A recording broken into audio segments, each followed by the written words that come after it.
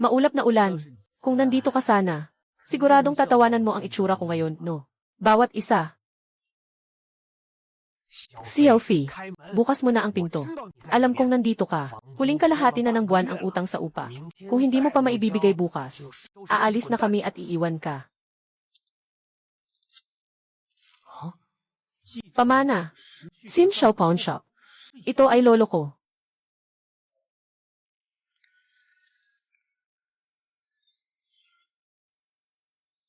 Ito. Anong nangyayari dito? Sa wakas, nakapaghintay na rin ako. Xiaofei. Sino ka? Ako si Lao Chen. Dating tauhan ng iyong lolo. Wala ng oras. Makinig kang mabuti. Ang time sequence pavilion ay ang sentro ng balance. Balanse ng espasyo at panahon. Ang lahat na nilalang sa sansinukob ay nalilito sa agos ng oras. Kailangan panatilihin ang balanse. Ngayon, ang iyong dugo ay nagising na. Dapat ay naipasa mo na ang pundasyon ng tatlong makapangyarihang kakayahan. Ang mata ng oras ay makakakita sa linya ng panahon ng lahat ng bagay. Ang katawan ng pagsasanib ng kakalasan ay kayang tunawin ang lahat ng pinagmulan. Ang diwa ng laban sa kapahamakan ay sumasabog sa gitna ng matinding panganib. Ngunit kailangan mong gisingin ang iyong sarili para dito. Ngayon, ituturo ko sa iyo ang unang aral. Tumingin sa sitwasyon. Mag-concentrate at hawakan ito. Subukan mong tingnan ang mga nakaraang dala nito. Kanina iyon. Magaling. Nagsimula ka ng makaramdam.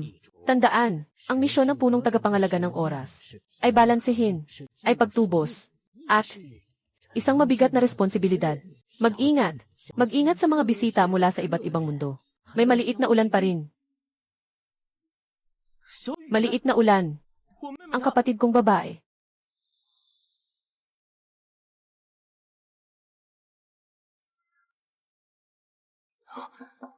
Ito ang sinasabi ni Lolo Chen ng mga bisita. Pautang. O kaya ay krisis.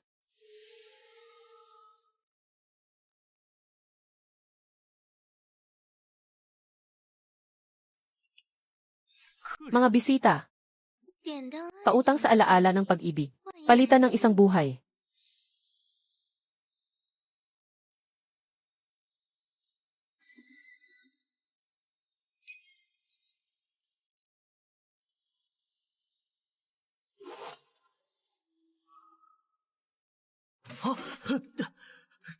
Ikaw, pinatay ka niya. Ito ba ang iyong nakaraang buhay? 1,000 taong pagnanasa. Nais lang niyang mawala ang kanyang kaluluwa. Pumirma ka ng kontrata.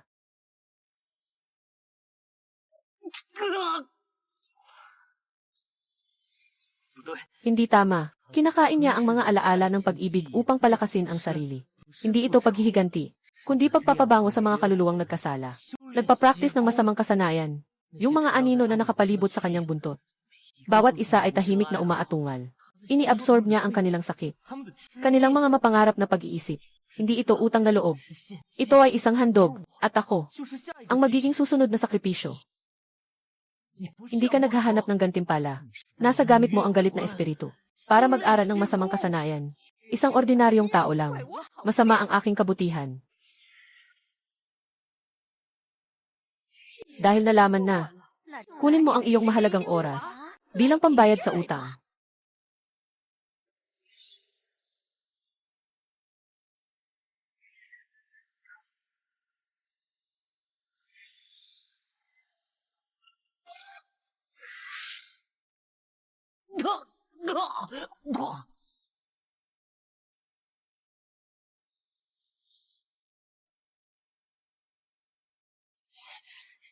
Wala nang iba, kundi magpusta na lang.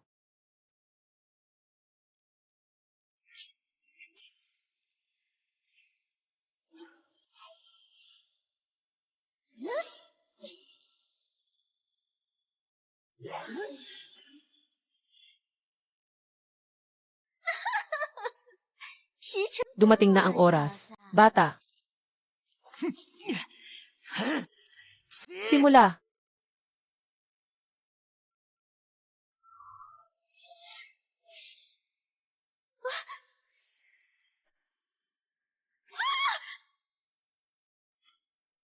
Tagapangalaga ng oras. Paano mo magawang paandarin?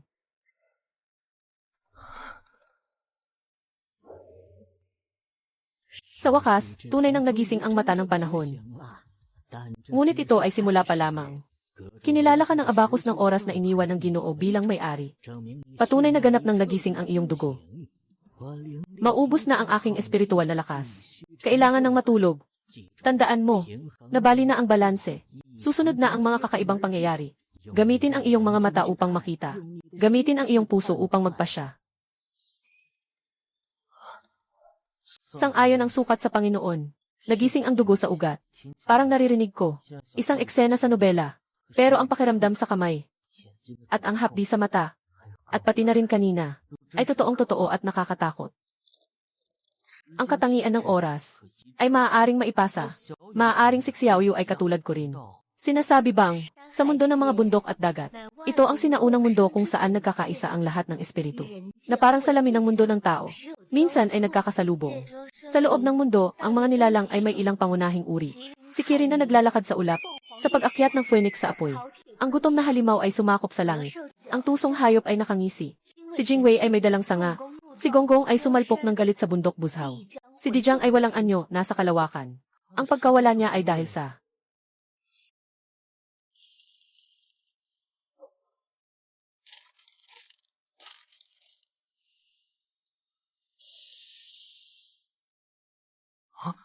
ito ang mga ito, ang mga bagay na isinumpa ng lolo noon.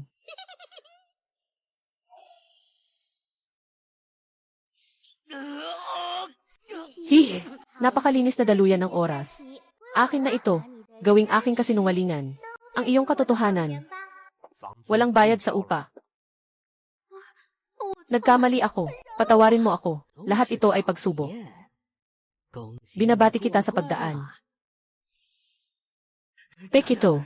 Lahat ay peke. Paano magiging mapagkawanggawa ang may-ari ng bahay bigla? Ang bilis tumakas ni Siyam na buntot. Paano siya babalik para humingi ng awa? Sobrang hina ni Kuya Chen nang mawala siya. Ang mga ito, lahat ng ito ay mga bagay na gusto nitong ipaniwala sa akin na realidad. Binabago nito ang aking pagkakaintindi. Lumayas ka. O kaya,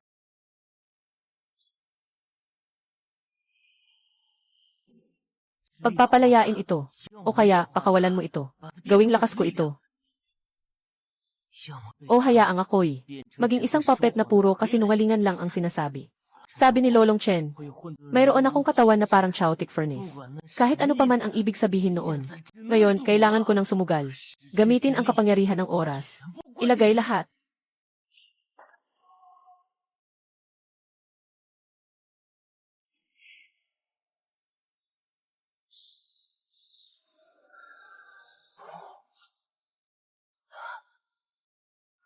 Nagtagumpay ako. Hindi ako nagtagumpay. Bata, kailangan mong magbayad ng upa ngayon. O umalis ka. O umalis ka.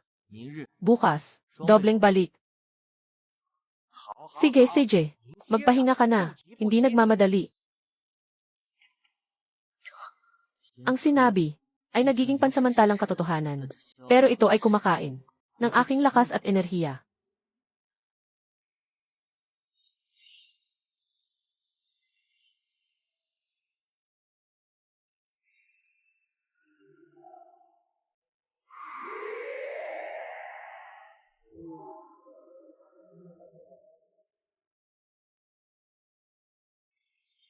Manipula ng mga kakaibang hayop, nagsasalakay sa takbo ng oras. Kamatayan ang parusa. Laban sa kabaligtaran. Pagnanakaw.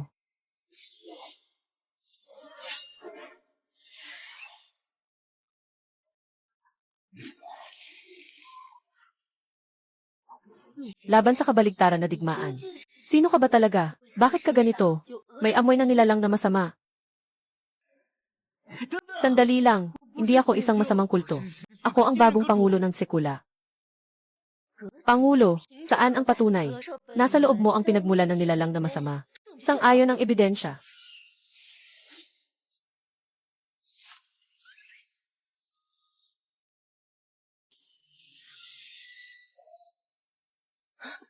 Tanda ng pagpapasa. Panginoon ng panahon. Ngunit ang nakaraang Panginoon ay malinaw ng nalaglag. Hindi pwedeng peke ang tanda na ito. Tagapagpatupad sa mundo ng bundok at dagat. Bughaw na hangin. Nakita ko na ang tagapamagitan ng panahon. Ngunit pakiusap, ipaliwanag mo. Bakit narito sa iyong katawan ang pinagmulan ng halimaw? Nasaan si Lao Chen? Si Lao Chen ay naubusan ng espiritual na lakas at natutulog na. Halimaw ay isang bagay na nakatali na basag ang selyo. At ako ang nagpaamo dito. Kakaumpisa ko lang dito. Walang alam.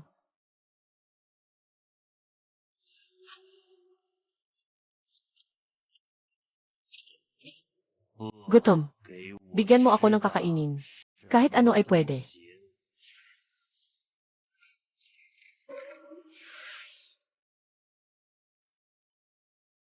Mabangis na hayop. Dugo ng toti na sumanib. Lumayo ka. Gutom. Hampung na 1,000 taon.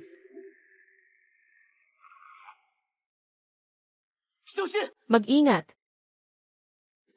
Marami pa. Bigyan mo pa ako.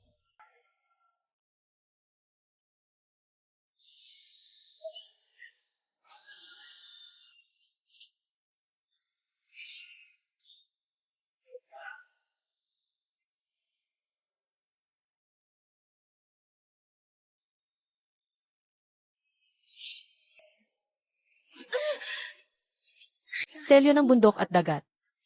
Barikada.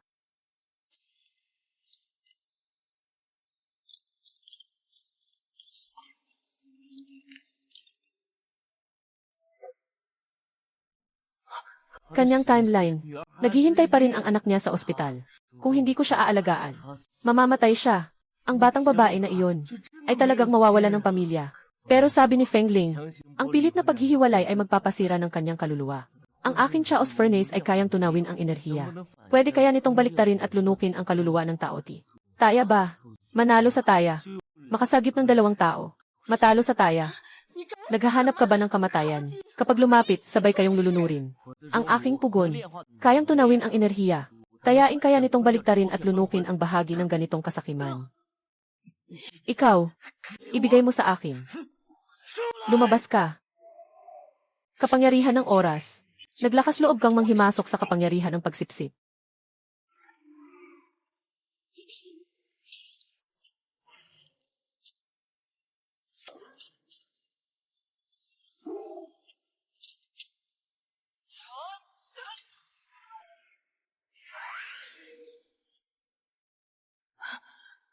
Hanging Espiritu. Dalhin siya sa ospital. Ang anak kong babae, nasa ospital. Ako, kailangan kong kumain.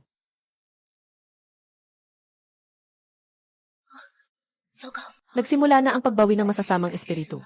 Kung wala kang sapat na enerhiya para magpino, mapupuno ka mula sa loob.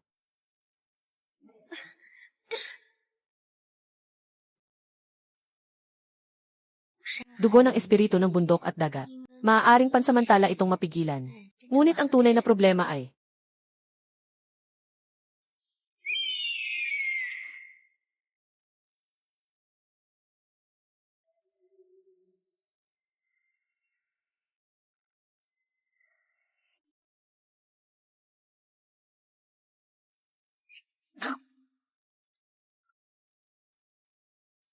salamat ha. Nailigtas mo na naman ako kagabi. Ikaw ang unang nagligtas. Pero ikaw, walang alam tungkol sa tungkulin ng Team Suj. Kung ganito ang sitwasyon, sa susunod, hindi tiyak na magiging maswerte. Maaari mo bang sabihin sa akin? Oras na tanggapan ay humahawak sa mga abnormalidad na dulot ng pagsasama ng dalawang mundo. Minsan ito ay mga bagay mula sa mundo ng bundok at dagat, na naligaw sa mundo ng tao at nagdudulot ng kaguluhan. Minsan ito ay mga pagnanasa ng tao. Pag-aabala sa balanse ng bundok at dagat. Kinakailangang timbangin ng bawat pinuno ang mga benepisyo at kapinsalaan. Pwedeng ipako o lutasin. Ang sentro ay balanse, hindi simpleng pagpatay lamang. Tulad ng ginawa sa ama, ang paghiwalay sa taoti ay pagliligtas sa kanya. Pero kung papatayin agad ang taong binabalian ng espiritu, ay masasaktan niya ang kanyang anak. Maaaring turuan. Pero tandaan, ang awa ay kailangang mailakas na sumusuporta. Tulad ng mabagsik na hayop na siyang nagkakalat ng salot.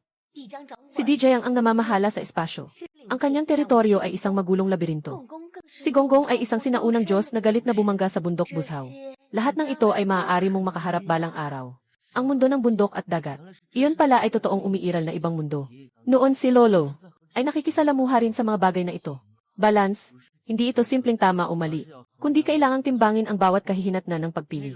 Kung mamatay ang ama, talagang magiging nag-iisa ang kanyang anak na babae. Pero kung para iligtas ang iba, isusugal mo ang sarili mo. Tama si Feng Ling. Ang awa ay nangangailangan ng lakas. Ngayon, ang lakas ko ay halos hindi sapat para sa sariling kaligtasan.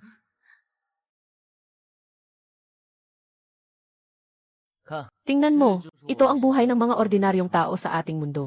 Bagamat may mga alalahanin, kadalasan, ito ay tahimik at totoo.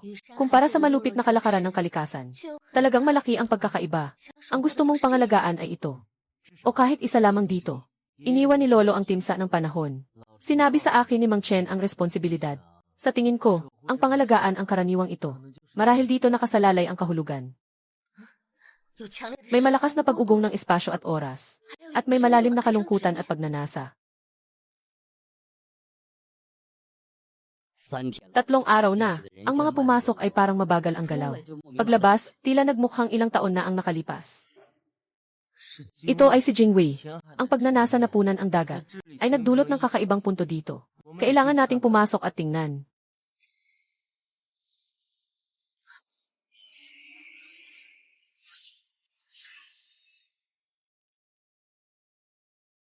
Nasa proseso siya ng pagpapalakas ng kanyang mga paniniwala.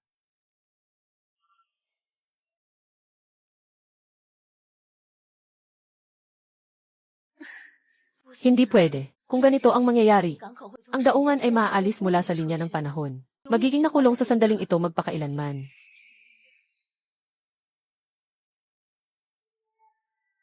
Sa dagat na ito, hindi nag-aaksaya ng kaluluwa. Mali, hindi siya nagwawasak. Naghihintay siya. Marahil hindi ito upang punan ang dagat, kundi naghihintay sa taong nangako sa kanya, na makakapagpahinga siya o sa isang senyales, na dapat niyang makita. Ang pangakong iyon, na sa katunayan ay nasa ibang paraan na. Natutupad na. Jingwei. Tingnan mo.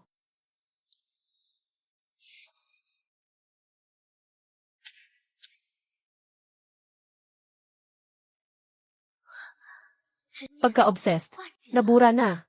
Gamit mo ang pag-unawa at pagpapakita. Hindi ang karahasan. Hangin na espiritu. Na-detect ang masamang hangin ng kamalasan ni Faye. Sumabog sa iyong direksyon. Mabilis na suriin. Ikaw ba ang time chamber? Maraming pasyente. Biglang ubo ng dugo. May mga mansa ng abo sa balat. Parang pestisyo. Ngunit hindi mahanap. Humihingi ng tulong. Banta ng salot.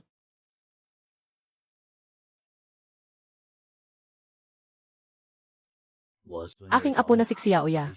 Malubha na ang leukemia. Sabi ng doktor, ilang araw na lang.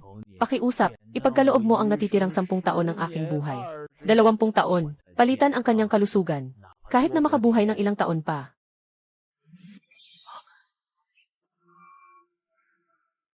Kung ayon sa karaniwan, kukunin ang natitirang buhay ng matanda. Hindi lamang siya agad na mamamatay. Ang gintong tali ng ugnayan ay ganap na mapuputol. Tama ang sinasabi ng mga alituntunin ng panahon. Piliting alisin ang sanhi at bunga. Parehong mamamatay ang dalawa. Pero, sa ngalan ng pag-aalaga sa oras, inililipat ang sakit sa sandali, sa sarili mong katawan. Sa 36 na yugto, pinapabagal ang paglabas nito. Nagsasawa ka na ba? Direktang susundan ang timeline ng sakit. O ang katangian ng kumakalat na salot. Magagawa mo ba? Ito lang ang tanging paraan para hindi masira ang kanilang ugnayan. Ang patakaran ay ang pinakamababang pamantayan. Hindi ito ang pinakamataas na limitasyon. Sa pahina ng panimula ng oras na batas, may isa pa.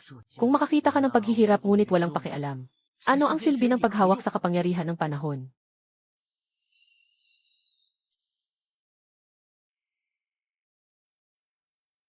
$204. 2,206 725. Seti 1-20-4-2-2-0-6-4-8-8-8-7-85. Salamat. Salamat. Bakit? Dahil, ang kahulugan ng pagkakaroon ng tiyempo na silid, marahil ay para bigyan ng pag-asa. Ang mga taong walang ibang daan. Pinoprotektahan tayo ng mga patakaran. Ngunit hindi natin dapat hayaang yelo ang puso natin. Natuklasan. Ang butas. Tagapagmana ng pagkakasunod-sunod. Gamitin ang iyong sakit at buhay upang palaganapin ang aking salot. Palakihin ang aking pinagmulan.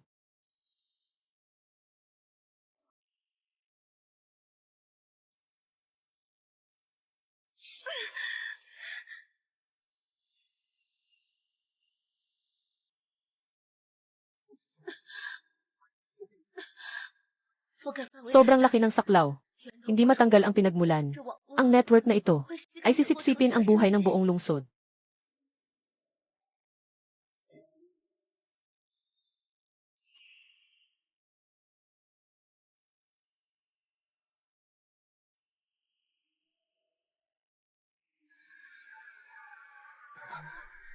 Nahanap na ang orihinal na lugar ng ritual sa pagitan ng espasyo at panahon. Kailangang mula sa aspeto ng panahon. Burahin ang konsepto ng salot. Ang ugat nitong bakas dito. Espiritu ng hangin. Lihim na lugar sa ilalim ng lupa. Ang mismong estatwa ng halimaw. Pansamantalang ikukulong ito gamit ang siling ng bundok at dagat. Putulin ang daan na sumisipsip ng sustansya nito. Pupunta ako sa sentro ng epidemya. Mula sa timeline, puputulin ang sangay ng pinagmulan ng pagsabog ng salot na ito. Kumusta ang kalagayan mo ngayon? Gamitin muli ang kapangyarihan ng oras. Lalo na ang malawakang pakikialam. Talagang mamamatay. Hindi ko gagawin. Ngayong gabi ay maraming mga libo at siyaoya. Ang mawawala ng pag-asa. Ito ay responsibilidad ng Pangulo ng tanggapan ng oras. Mamatay. Simula nang tanggapin ko ang salamin ng Jade. Patuloy akong naglalaro ng buhay. Nanalo. Nabuhay. Natalo. Kung gayon, mamamatay ako bilang pinuno ng oras. Hindi bilang isang walang silbi na hindi makabayad ng renta. Sa lungsod na ito, ilang ama pa ba ang nagsusumikap iligtas ang kanilang mga anak na babae? Ilang mga bata ang naghihintay sa kanilang mga magulang na umuwi? Ngayon, panahon na para ako ang magbigay ng sagot sa oras. Gamitin ang aking oras. Kapalit ng kanilang oras.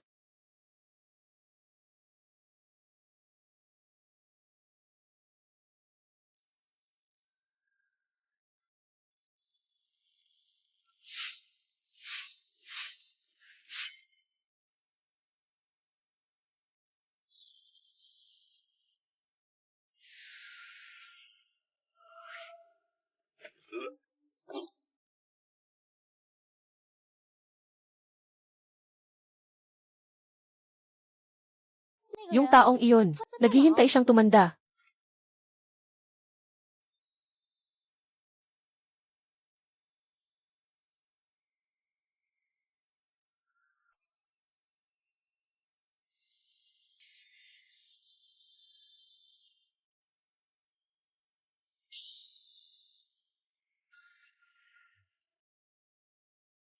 Pagnanakaw.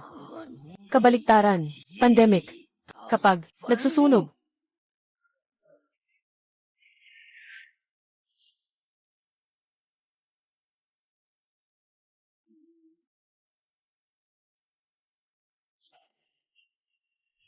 Kabaligtaran ng pagnanakaw na labanan ng katawan. Ang oras at espasyo na ito. Paano pa mayroong? Hindi.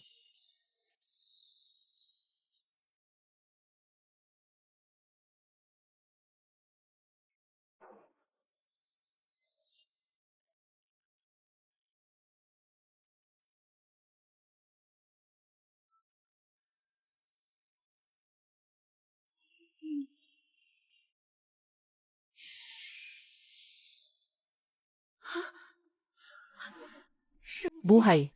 Parang kandila na natatangay ng hangin. Pagbalikwas ng panahon, nangutang ng ilang dekadang buhay. Nilalaso ng salot, nagdudulot ng hindi na maibabalik na pinsala sa pundasyon ng daan. Pagsasanib ng lakas, lahat ng meridyan ng kontrasalpok ay nasira. Itong batang ito, katulad ng kanyang lolo noon, palaging pipiliin ang pinakamahirap, ang daang pinakanakakasakit sa sarili. Paano siya maililigtas? Siguradong may paraan, dalawang paraan. Hintayin siyang unti-unting magising gamit ang sariling kalooban at natitirang lakas. Ngunit mawawala ng tuluyan ang kapangyarihan ng pagkakasunod-sunod ng panahon. Wasak ang pundasyon ng daan. Maging isang ordinaryong tao, halos wala ng panahon. Buksan ang pagsubok sa pagkakasunod-sunod ng panahon. Pinasigla ang mga nakaraang pinuno, na nag-iwan sa malalim ng orasan ng araw ng pinagmulan ng oras, na naglilinis at nag-aayos ng kanyang pundasyon, na muling nag-aalab sa mata ng panahon. Ngunit ang pagsubok ay may panganib ng kamatayan. Ang kamalayan ay nahuhulog sa agos ng oras. Maaaring magpakailanman na mawala.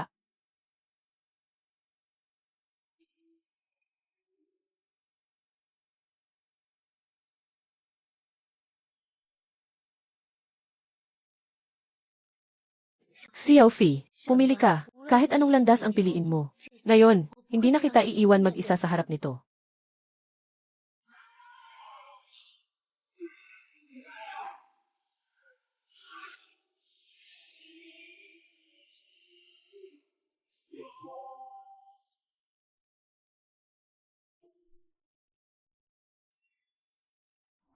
Sa wakas dumating na, tagapagmana.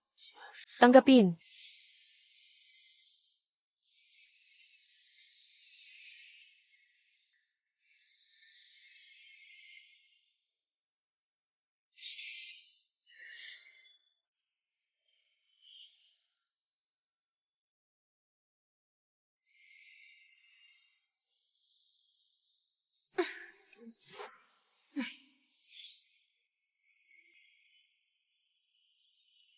Iba ang daloy ng oras sa kalawakan ng bundok at dagat. Puno ng espiritu, ito ang iyong tanging pagkakataon upang ayusin ang iyong daan at baliktarin ang kaparusahan. Ngunit ang daan sa pagitan ng dalawang mundo ay sarado na ng 1,000 taon. Kailangan kong gamitin ang ipinagbabawal na sining upang pilitin itong buksan. At tatagal lang ito ng 1 minuto. Sapat na iyon. Magsimula na tayo.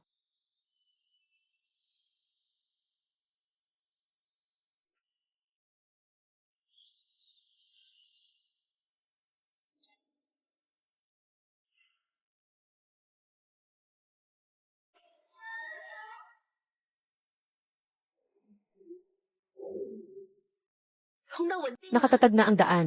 Mabilis na pasok.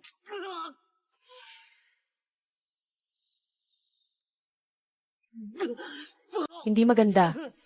Ang lakas ko ay nagwawala.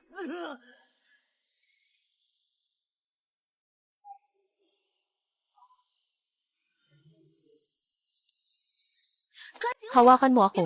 Huwag kang mahulog.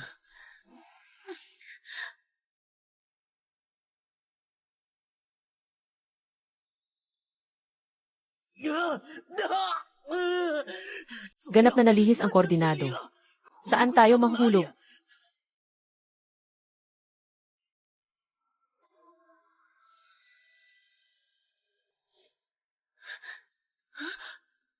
Ito ay bansa ng Kingqiu.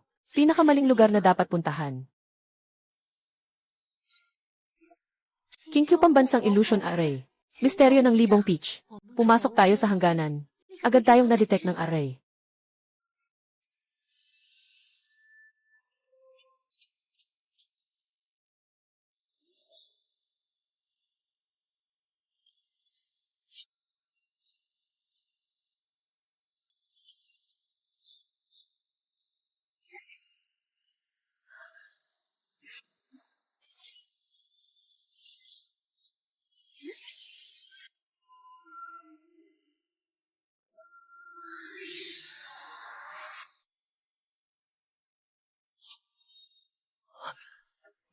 Yung mga pattern ng enerhiya ng apoy ng Fox.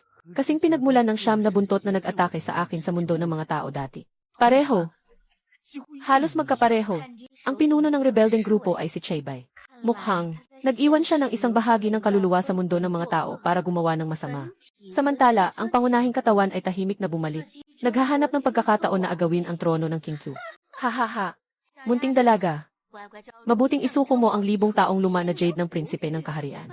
Ako, maaaring patawarin ka.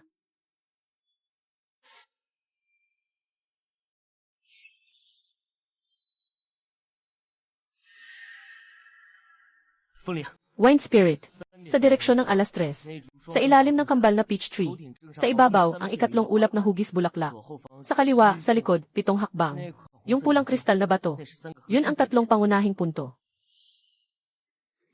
Mapanganib na tinik, 3 bituin na nakaturo sa buwan.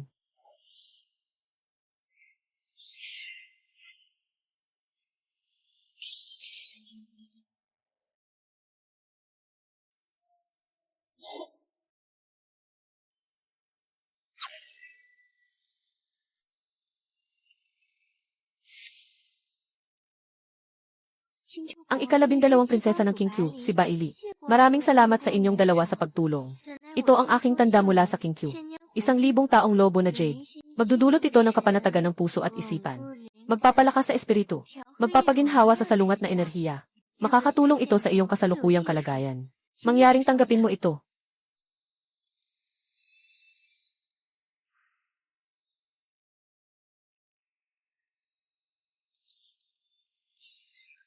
Taring.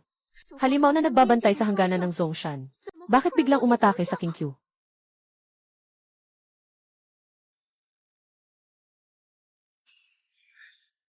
Taring. Namumuno sa batas ng matalim na ginto at ng kulog na tunog.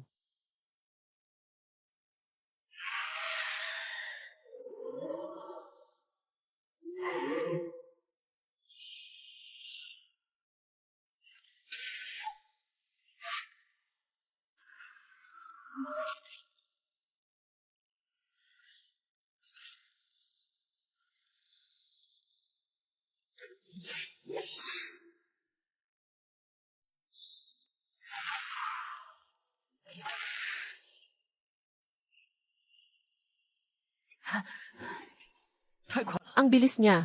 Hindi ko na talaga mahabol ang bilis niya. Sandali lang. Ito ay gumagalaw pabalik-balik sa pagitan ng mga haliging bato. Bawat beses bago magpuwersa. Bago ang pag-atake ng kulog. Mayroong banayad na alon sa paligid. Hindi ito paghula ng hinaharap, kundi napansin ang mga bakas ng sanhi. Kapag nahuli mo ang mga sanhi na ito, maaari mong hulaan ang kinalabasan. Xiaofi, huwag pilitin tanggapin. Huwag pilitin tanggapin.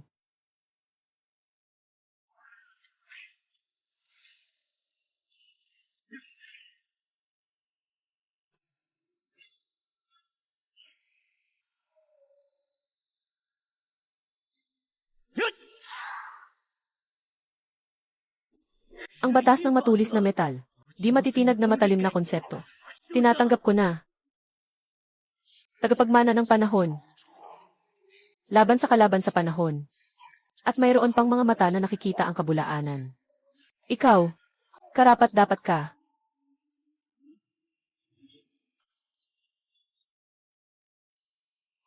Sa daang ito, diretso kang makarating sa estado ng Suanyuan. Ito ay isang neutral na lugar. Mag-ingat sa mga asong panghuli ng mga tagalinis. Mabango ang kanilang ilong. Nararamdaman ko na ang amoy mo, ng dugo mula sa kalituhan ng oras at espasyo.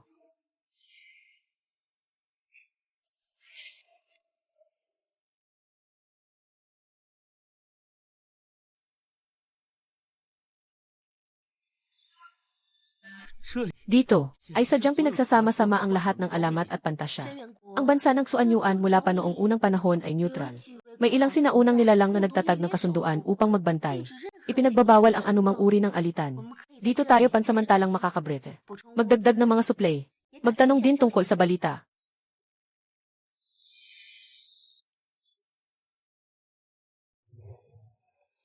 Tagapagbantay ng takdang panahon.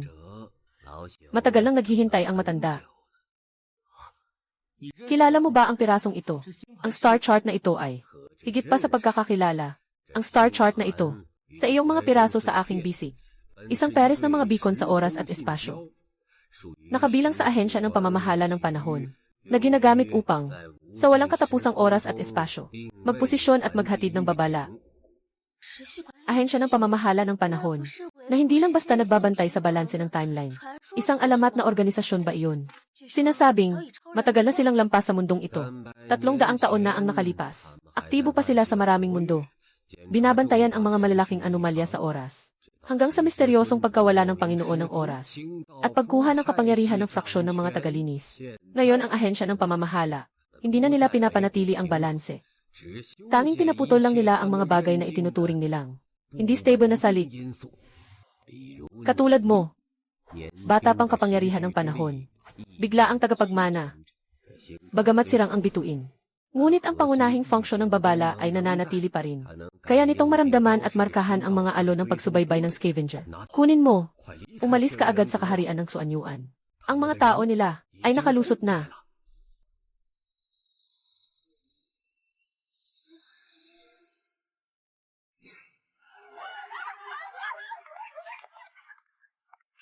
Nadetect ang mataas na konsentrasyon ng iligal na temporal na alon. Target ay nakumpirma. Ipapatupad ang kasunduan sa paglilinis ng Antase. Ito ang tinatawag na tagalinis. Kahit ang masiglang pamilihan ng Suanyuan ay takot na takot sa kanila.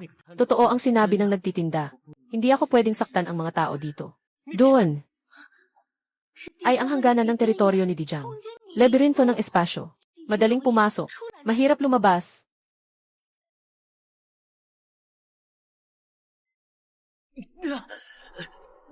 Dito, walang gravity, walang direksyon, kahit ang lapit at layo ay hindi matukoy.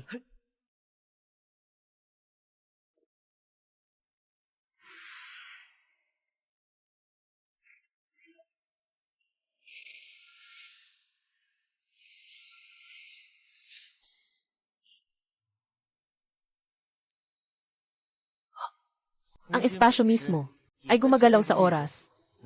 Bawat muling pagsasaayos ay may sariling landas ng oras. Ang mga asul na linya ay alaala ng espasyo. Kailangan lang hanapin ang pinakamasikip na punto ng pagsasama ng mga linya ng kapanganakan. Doon ay ang pinaka hindi matatag na estruktura ng espasyo at pinakamalamang na maging daan palabas o mga mahihinang bahagi. Ang lugar kung saan pinakamabilis ang metabolismo ng espasyo. Sumunod ka sa akin.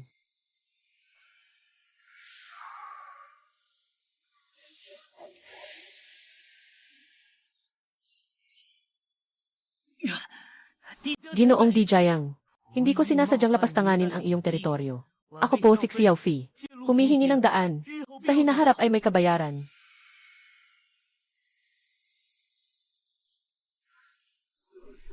Kawili-wiling maliit na nilalang. Amoy ng timeline. Espasyo. Ayaw ng pagkakakulong. Sa susunod, maglaro ulit tayo.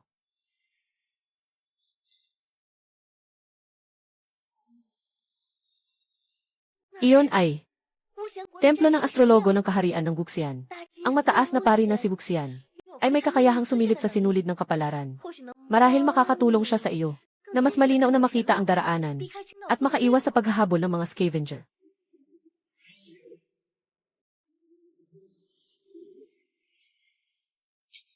Walang oras para mag-atubili.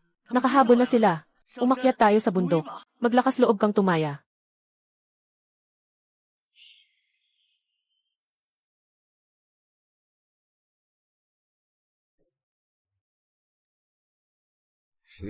Ang alon na pinalalabas ng mahabang ilog ng oras.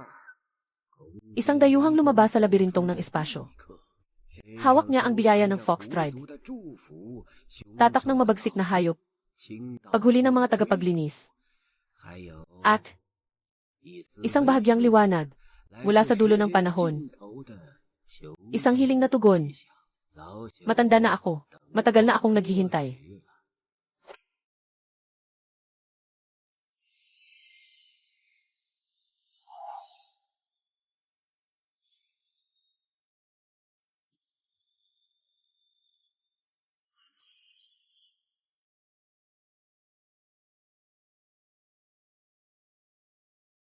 Ito ang pinagmulan ng mga tagalinis ng oras at espasyo. Ang pinakahuling pinagmulan. Hindi nila layuning hulihin o hatulan ka. Ang gusto nilang gawin ay ikaw ay kasama ng pag-iral mo sa panahong ito. Maling timeline. Mula sa kasaysayan ng multiverse. Ganap na aalisin. Ito ang pinakamataas na antas ng Zeroing Protocol. Alisin. Hindi ito ang pagpatay sa akin. Na ang tao na si Xiaofei. Hindi kailanman nag-exist. Lolo Chen, Feng Ling, lahat na nakakakilala sa akin. Ang mga alaala tungkol sa akin ay mawawala. Ang etyo ng sigaw ng tulong ni Xiaoyu. Hindi ba, siya rin ay tinrato ng ganito? Ano ba itong anino? Ano ba talaga ito? Para mapanatili ang tinatawag na kaayusan. Kailangan bang burahin ang lahat ng hindi inaasahan? Ano ako sa ganitong sitwasyon? Isang bug na kailangang linisin.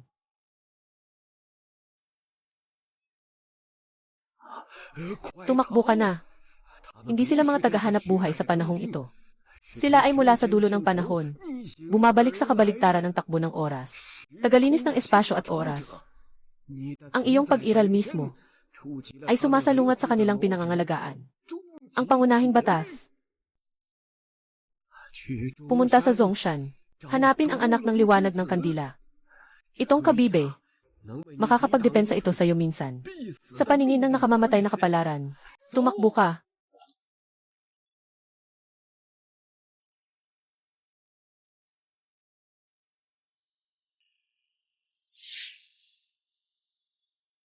Maling ang takbo ng oras, si Xiaofei. Kodigo ng paradoja. Ayon sa ultimong konstitusyon ng oras, Artikulo 0, ipinapawalang bisa.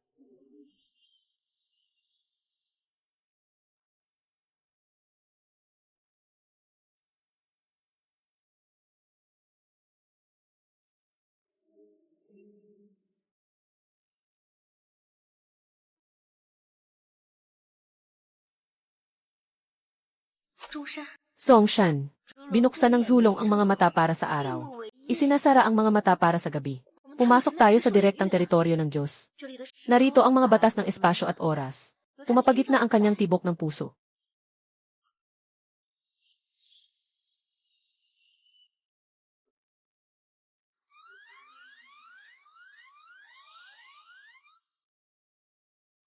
Liwanag ng dragon. Naglakas loob ka na makialam sa paglilinis ng kasunduan.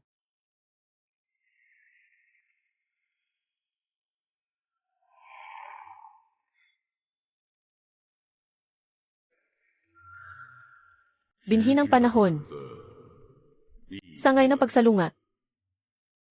At ang maliit na fox ng King Q. Maliit na tagapagpatupad ng batas ng Shanghai. Katuwa-tuwa. Sa inyong katawan.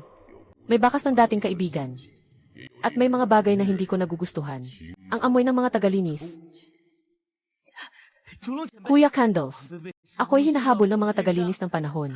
Nais nilang burahin ang aking pinanggalingang timeline. Nang hihingi ng awa na katatanda, pansamantalang ipagkaloob ang kanlungan. Kanlungan. Bakit ko kailangang makialam sa laro ng mga alikabok ng panahon? Ngunit, ang magulong kapangyarihan sa iyong katawan ay nagpapaalala sa akin ng isang kawili-wiling pustahan.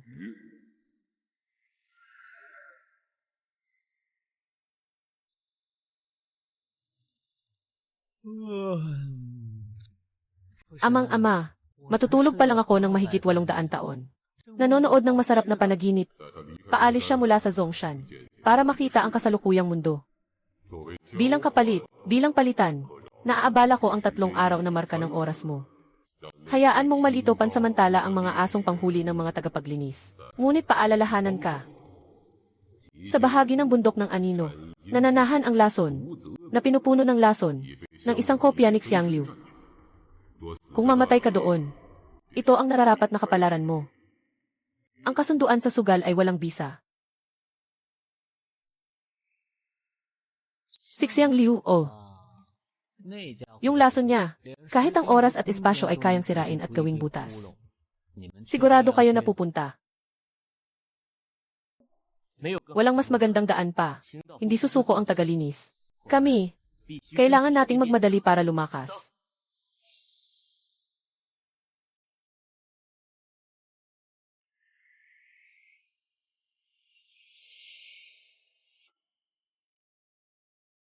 Ang tunay na anyo ni Xiangliu ay natutulog pa sa mas malalim na bahagi ng Jiuyu. Ito ay isa lang sa mga mas aktibo niyang katawang hati. Pero sapat na ito para mamatay tayo ng ilang beses. Ang kanyang lason ay epektibo rin sa enerhiya at mga konsepto.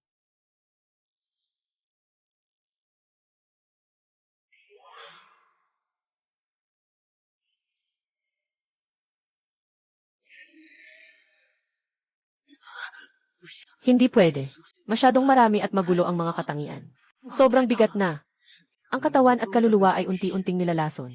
Malapit nang bumigay.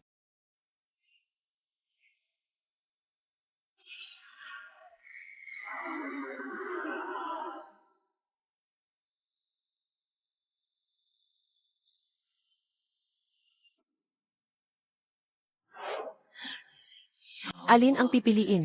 Maghalo ng bagong lakas? O di kaya dito na lang? Mavoid sa lason.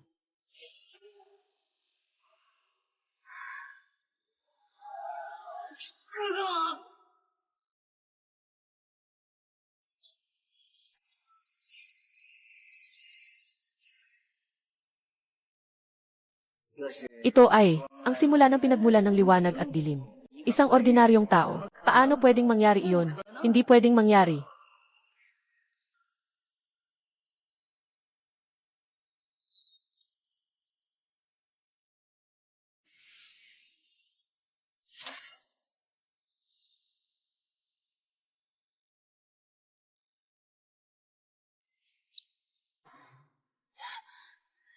Salamat sa iyo. Pinilit mo akong sa pagitan ng buhay at kamatayan.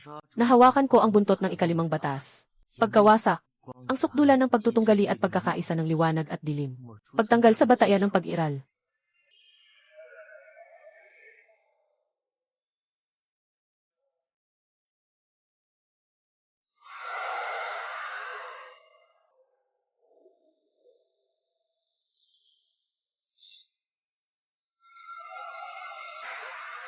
Pagkawala ng oras at espasyo. Ano ka bang halimaw?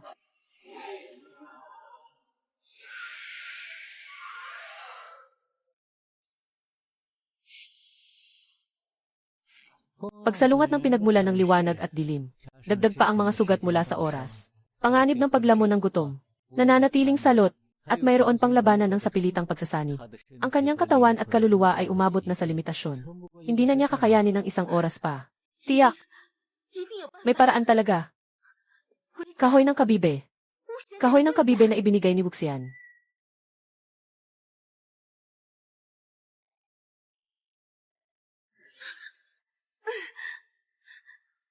Protektahan siya. Ako'y magtatangka ng oras. Kahit isang saglit lang.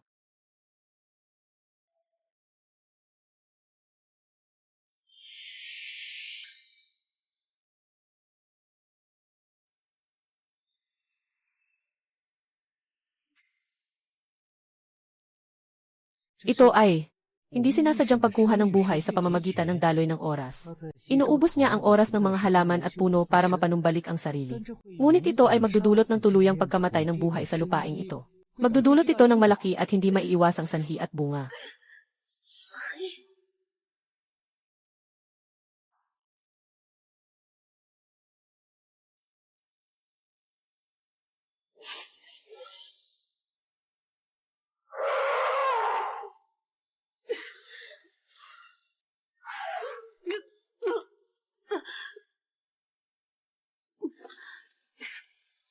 Tagapagpatupad sa mundo ng bundok at dagat. Hangin ng espiritu.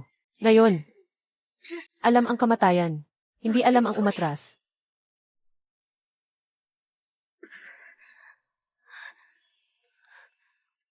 Tanga. Idilat mo ang iyong mga mata. Tingnan mo ulit ako. Ikaw palaging pasaway. Hindi mo ba sinabi na itatayo muli ang Time Pavilion para maibalik ito sa dati noong panahon ng lolo? Hindi mo ba ako may utang na isang tasa ng tsaa mula sa inyong mundo? Sabi nila masarap daw ang tsaa ninyo. Huwag kang mamatay. Huwag kang mamatay. Pakiusap. Mabuhay ka. Marami pa akong hindi nasasabi sa'yo. Marami pa akong gustong gawin kasama ka. Huwag mo akong iwan mag-isa. Pagkakatugma ng daloy ng buhay. Kasama ang taos pusong damdamin.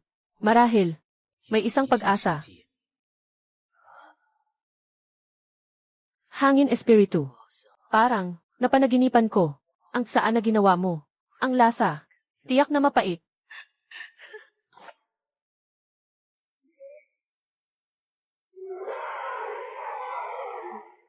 Salamat sa inyo. Bigyan mo ako ng oras at buhay. Ngayon, umalis ka. Pinilit mong pagsamahin ang ikalimang batas. Ang pangunahing anyo ng pagkakasunod-sunod ng buhay. Ngunit ang pag-absorb sa loob ng 100 metro ng mga damo at puno, isang siglo ng buhay, lunas sa sugat. Ang sanhi at bunga ng karma na ito. Mababayaran din yan kalaunan. At saka, ang katawan mo ngayon ay isang mas magulo at hindi matatag na halo. Umalis muna tayo dito. Alam ko kung saan tayo pupunta pagkatapos nito. Bumalik sa Time Pavilion. Panahon na. Harapin ang lahat. Tuluyang wakasan ang mga paghabol na ito.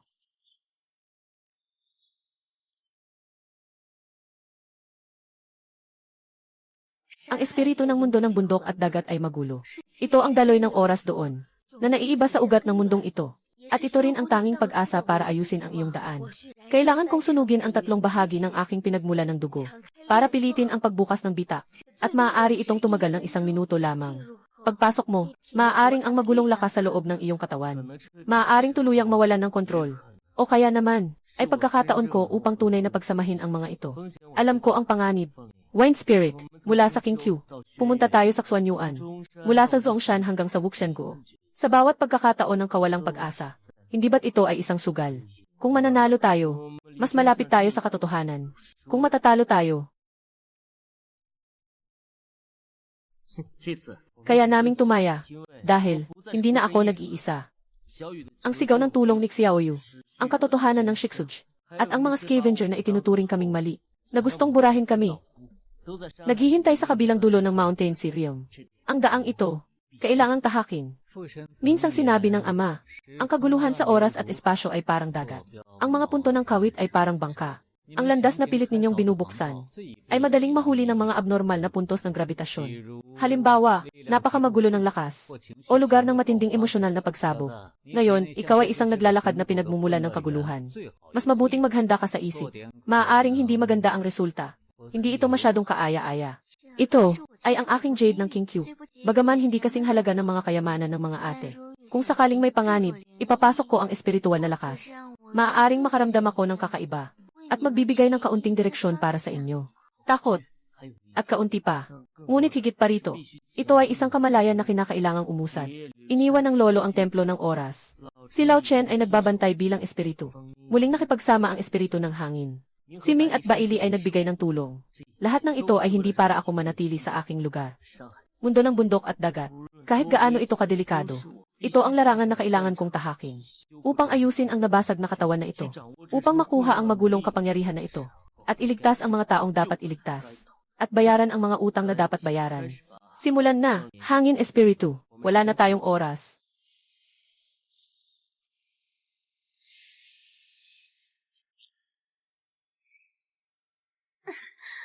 Matatag ang daanan.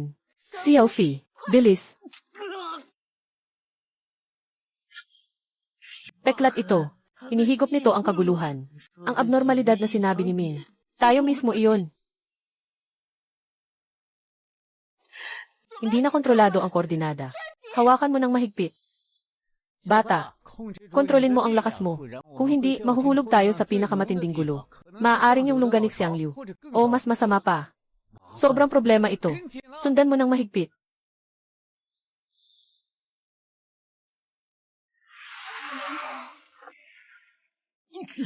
Ito ay ang laso ng Xiang Liu. Hinahatak tayo ng peklat papunta sa pinakamagulong lugar. Magtuon ng isip. Maghanda sa laban. Ito ang bundok Zong. Medyo malayo sa laso ng Leshan ni Xiang Liu. May distansya. Buti na lang at hindi tayo nahulog sa teritoryo ni Xiang Liu. Maghanap muna tayo ng lugar para magkampo. Para makapagpahinga ng maayos ang ating tagapagligtas.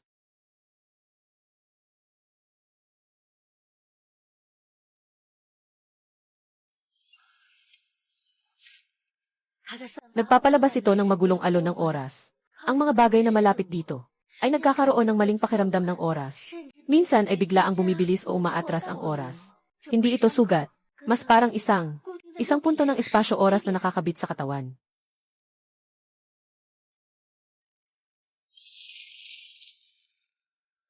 Sabi ni Bucheng, ang kaliskis ng pagong na ito ay kayang hadlangan ang isang tiyak na kapahamakan.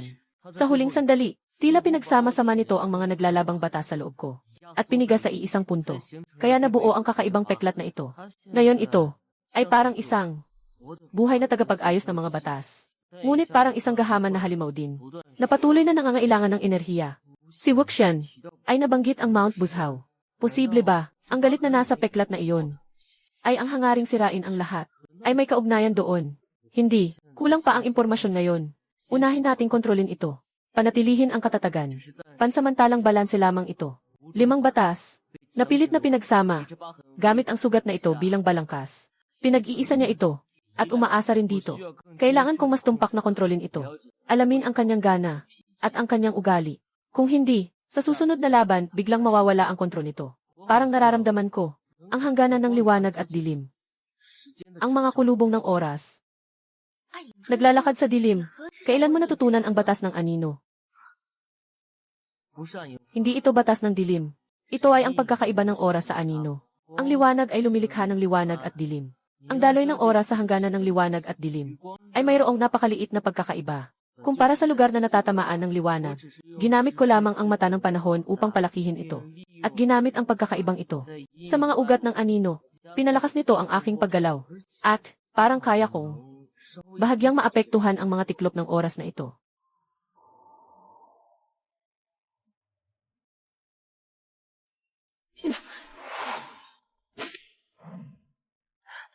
Larangan ng pagkabulok ng panahon. Kayang pabilisin sa loob ng saklaw. Ang pag-agos ng oras ng mga bagay na hindi ko kinikilala. Hanggang sa dulo ng pagkabulok, ngunit napakalaki ng pagkonsumo. Sa kasalukuyan ay kayang panatilihin lamang ng 1-0 segundo. At napakataas ng panganib na hindi makilala ang kaibigan sa kaaway. Itong peklat. Ito ay nagiging mas aktibo. Ito ay nagtuturo. O masasabi nating, matutunan kong gamitin ang aking lakas. Pero tuwing ginagamit ko ito, lalong nagiging mapagsamantala. Kailangan ito ng mas maraming enerhiya para manatiling matatag. Parang isang buhay na butas, na sinisipsip ang aking sariling katatagan. Para balansihin ang kaguluhan sa loob. Pagkabasag ng oras, nawala na ang peklat na ito. Kinuha nito ang iyong sariling pagkatao bilang gasolina. Kailangan mong agad na patatagin ito. Kung hindi, mabubura ka mula sa lahat ng mga linya ng oras. Nakatukoy ang mataas na intensidad ng iligal na pagbaluktot ng oras. Nakumpirma ang pinagmulan. Isagawa ang protokol ng purifikasyon ng antasli. Dakpin. Pagkakahiwalay. Pag-format.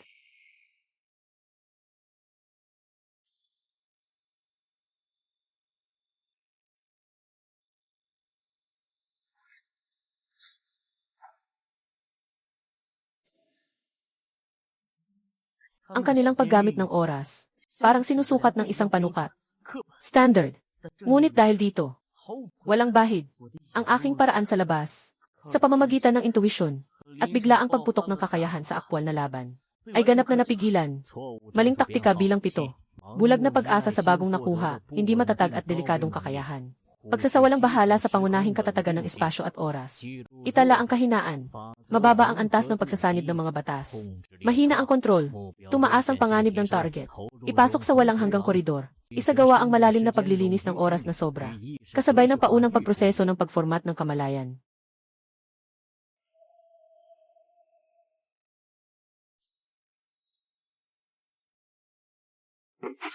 Simulan ang walang hanggang koridor. Bilang ng pag-ulit 1. Aktibidad ng kamalayan ng target. Mataas, nagsimula ang paglilinis ng mga labis na impormasyon. Bilang ng mga pag-ulit 147. Inaasahang matapos pagkatapos ng 18,740 na ulit. Ang kamalayan ay ganap na ma-format. Natapos ang paglilinis ng labis. Bilang ng mga pag-ulit 8,921. N. Bilang ng pag-ulit 11,562. Hindi pa sapat. Hindi pa sapat ang sakit. Hindi pa sapat ang galit. Tandaan mo lahat ng ito. Itago mo sa isip. Tandaan ang ganito. Napaulit-ulit na parang programa. Pakiramdam na unti-unting nawawala. Tandaan mo. Nandito pa rin si Fengling naghihintay sa akin sa labas. Tandaan mo ang pagtawag ng saklolo ni Xiaoyu. Tandaan mo ang inaasahan ni Lolo. Itago mo ang mga ito sa puso mo. Gawing panggatong ang mga ito. Sunugin ang mapanirang walang hanggang na ito. Nahanap na ang walang hanggang butas.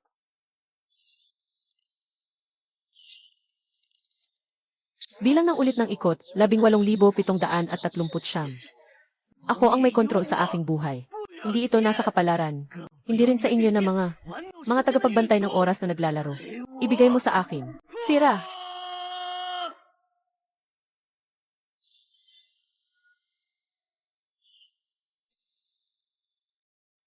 Hindi possible. Ang pinakapangunahing lohika ng Eternal Corridor ay hindi kailanman nabasag sa pamamagitan ng dahas.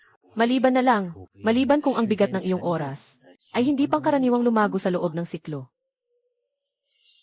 Ngayon, akin na ang turno.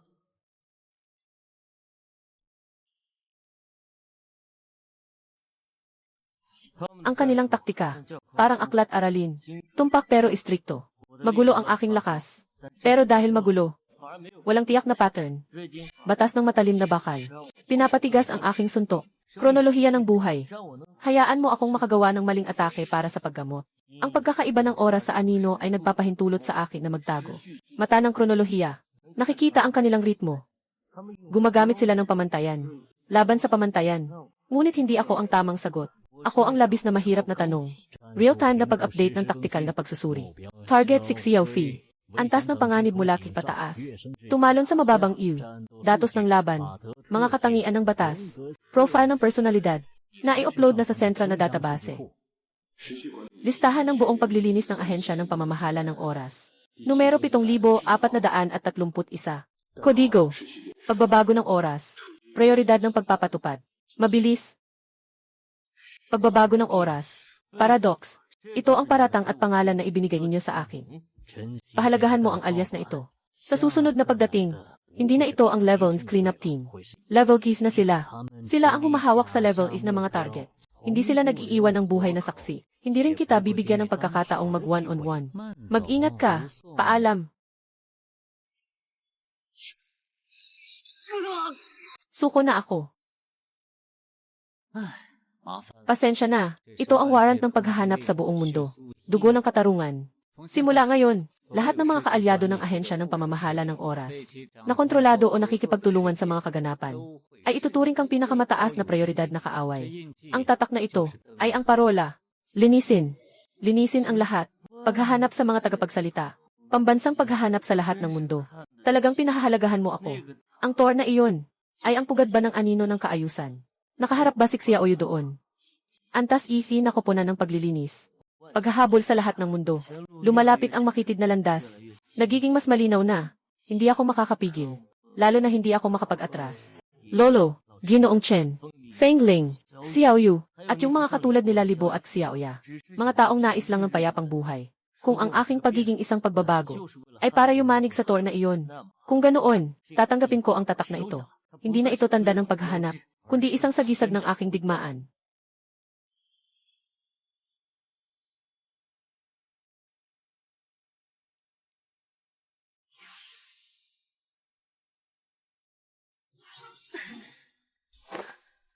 Hindi pwede. Mas malakas ang puwersa ng pagtanggi nito.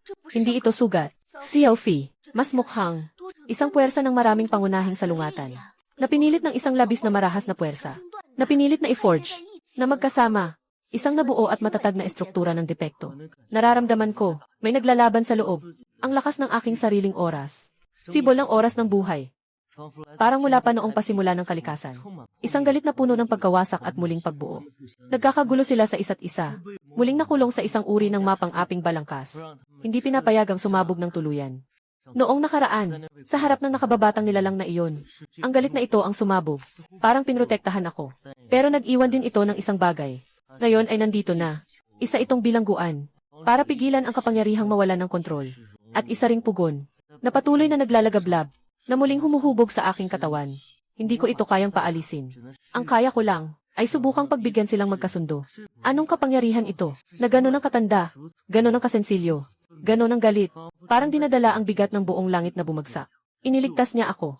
Ngunit nilagyan din niya ako ng pinakamapanganib na tanikala. Ang kaliskis ng pagong ni Buxian. Nakatakda ang mapanirang sulyap ng tadhana. At ang galit na ito, ay parang isang puot na walang kontrol na martilyo. Na ginawang parang walang magawa kong sarili. Ngunit nagawa nitong gawing ganito ako ngayon. Kailangan kong mahanap ang paraan upang maunawaan ito. Makipag-ugnayan dito. At posibleng mapamahalaan pa ito. Kung hindi, ito ay palaging isang tabak na nakatutok sa aking sariling lalamunan.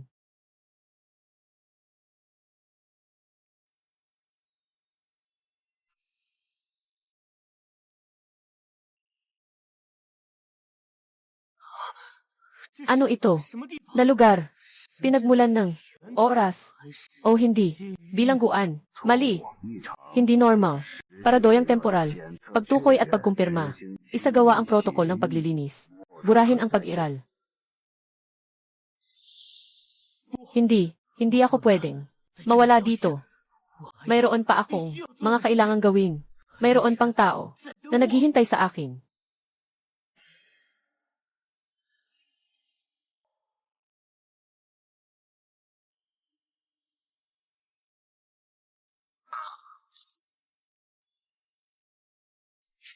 Xiaofi, manatili sa sariling prinsipyo. Panatilihin ang iyong kamalayan. Tulong.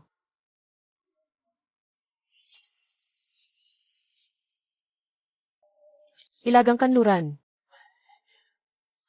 Direksyon. Langit. Sugat. Galit. Magmula sa iisang pinagmulan. Pumunta. Doon. Upang mawaksi ang kaguluhan ng sugat ng langit. na sumusuporta sa mga sugat na iniwan ng pagkabasag ng mga bagay sa kalangitan. Nasalungat sa kaayusan ng panahon at espasyo. Pinakamalalang galit at kalooban ng pagkawasak. Sinasabi niya, ang bundok Kuzhao, nabanggit ng Ama ng Diyos, na iyon ang lugar kung saan nabali ang sinaunang haligi ng langit. Ang sumira sa haligi ng langit ay ang galit at sama ng loob ng angkan ni Gonggo. Matapos ang napakaraming panahon, hindi pa rin humuhupa. Nananatili sa sugat ang kalawakan na iyon. Ang pinagmumulan ng lakas sa peklat na ito. Kung ito nga ay ang natitirang alaala ng sinaunang Diyos. Kung gayon, pumunta sa bundok buko upang hanapin ang pagkakaugnay sa parehong pinagmulan, ngunit mas malawak na ugat. O kaya, labanan. Marahil ito ay balance. O kahit na pag-convert sa loob ng peklat na ito, ng magulong kapangyarihan, na tanging pagkakataon. Ano? Ano iyon? Dugo pulang 3 bituin. Ay ang baitang DC ng Time Management Bureau na cleaning team. Opisyal na pagdating sa isang mundo. Bilang tanda ng paglilinis, ang kanilang kahusayan ay 10 beses ng antasi, hindi ba? At hindi kailanman nag-iiwan ng buhay. At hindi rin nag-iisa sa laban.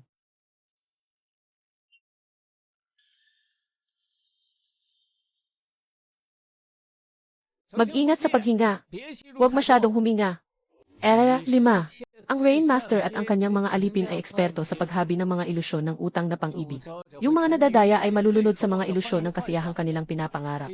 Matutuyo ang kanilang espiritu at enerhiya. Hanggang sa mamatay na lang silang mga buto. Sila ay naglalaro sa, nagnanakaw ng damdamin para sa kasiyahan.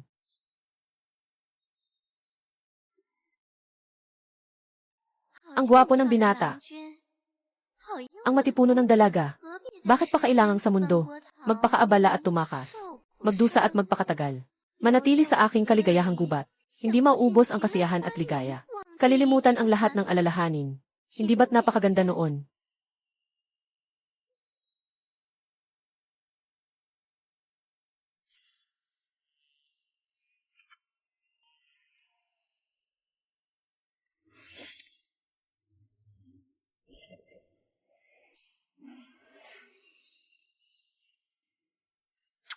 Pek. Lahat ay peke.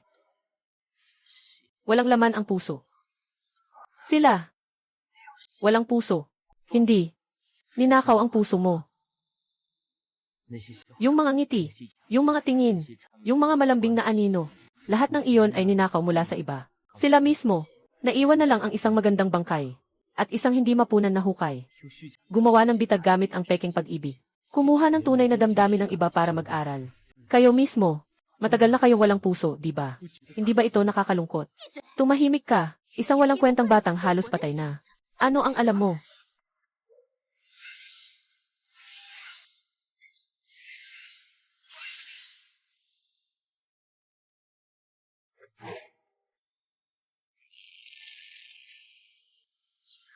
Nalaman ko na, ikaw lang pala ang nagpasok sa sarili mo.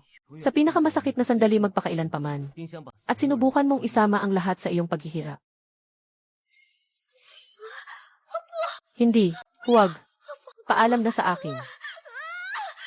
Hindi ito ang aking ilusyon. Ito ang aking alaala. Ang aking nakaraan. Huminto ka.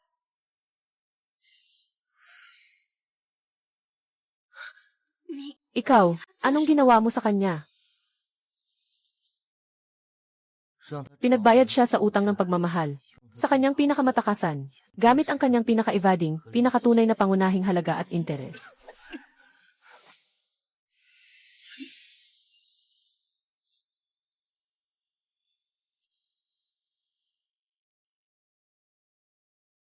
Team Nili, hindi lang isang koponan. Nakatutok sila sa pagdating nila.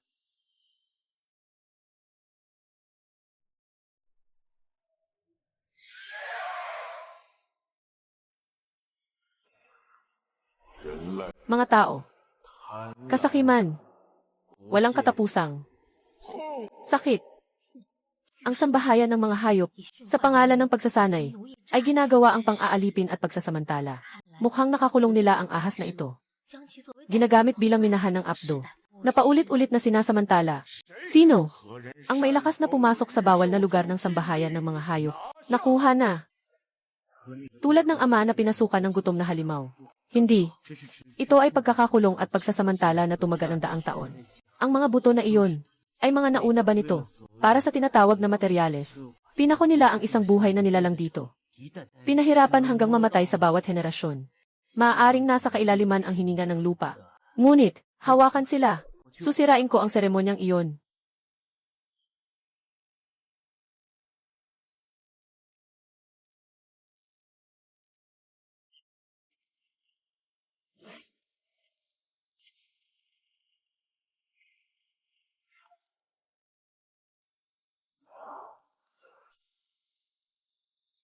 Nakita na ang orihinal na linya ng kasunduan.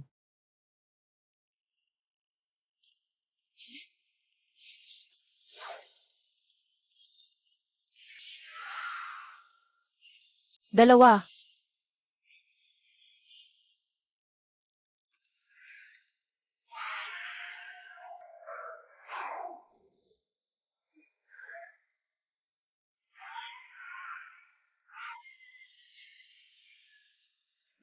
Makasalanang hayop, paano mo nagawa iyon?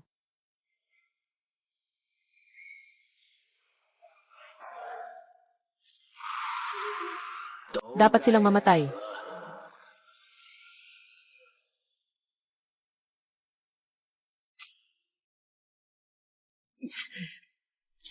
Kunin ang lupa. Ako ang mag-aakit dito.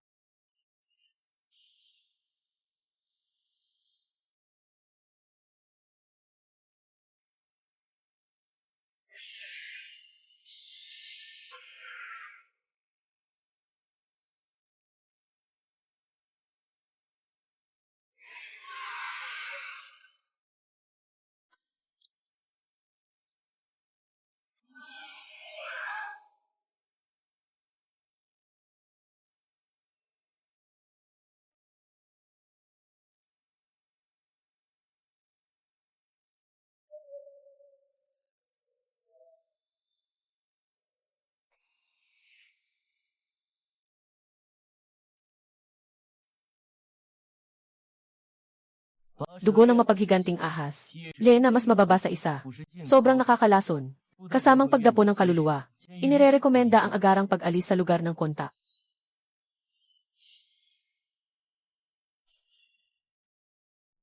Kagawaran ng pamamahala ng oras. Muyu, sa utos ng aking guro, dumating upang makipag-ugnayan sa mga pagbabago sa oras. Ginoong Xiaofi, pangkat ng paglilinis. Nandito ka ba para hulihin ako? O para hatulan ako? Sa loob ng pamunuan, tungkol sa iyong pag-iral, may malalaking hindi pagkakaunawaan. Ang grupo ng pagpuksa, pinangungunahan ng kasalukuyang Panginoon ng oras, ay nais kang tuluyang burahin.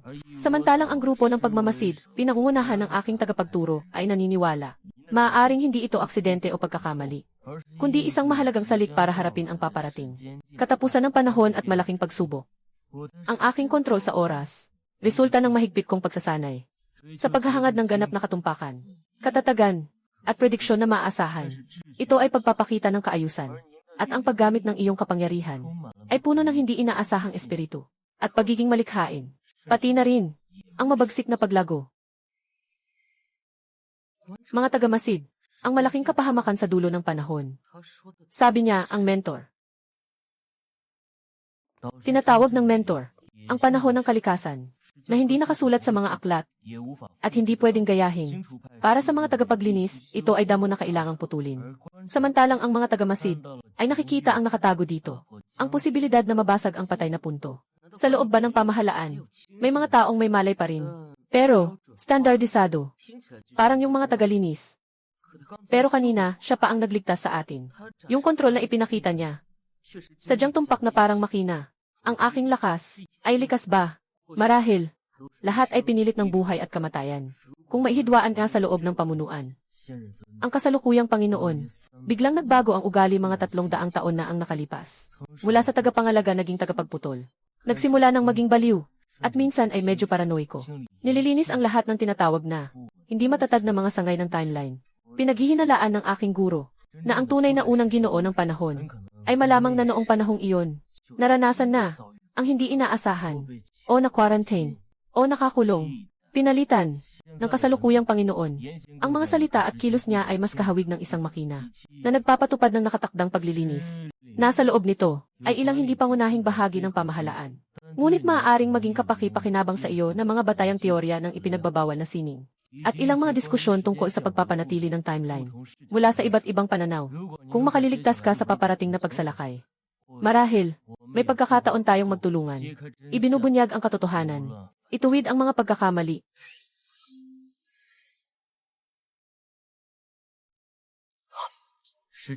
Ito ay isang direktang unit ng labanan ng mga tagapaglinis. Nakalusot sila sa aking depensa. Direktang tinutok ang lugar na ito. Hindi sila nakatali sa mga panloob na alitan. Direktang isasagawa ang utos ng paglilinis.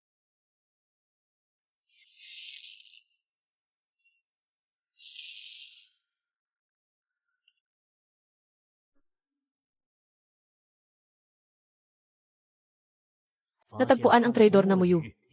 Sa pinakamataas na pag-alis ng layunin na paradokso, doble layunin na agarang pag-alis na protokol. Prioridad, pinakamataas. Ang kanilang doble na temporal na hadlang ay labis na nakakalito. Isang pabilisin, isang huminto, halos walang solusyon. Ngunit sa teorya, kung mahuli mo ang 0.01 segundong pagitan ng kanilang sabay-sabay na barrier, at umatake sa core gamit ang bilis na higit pa sa bilis ng paglipat ng barrier,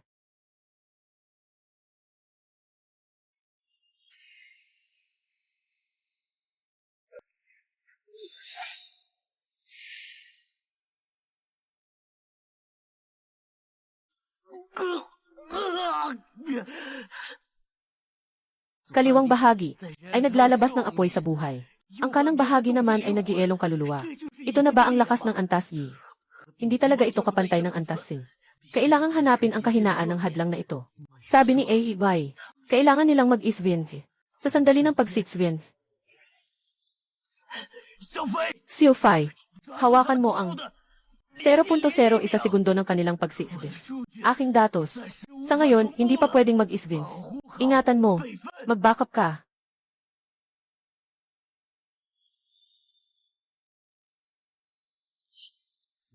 Ang teorya mo, ako ang magpapatunay.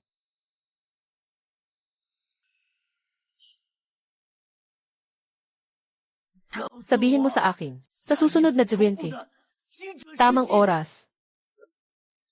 Pagkatapos ng 3 segundo, ito ay, ngayon. Sa laso ng Wind Spirit, pinagsama ang limitasyong acceleration stance. Layunin, sa loob ng acceleration barrier sa kaliwa, ang energy node ng armor core. Sa pag-ipon ng oras, pagsasama-sama ng oras, lihim na pamamaraan, 1,000 beses na bilis ng pag-ukit.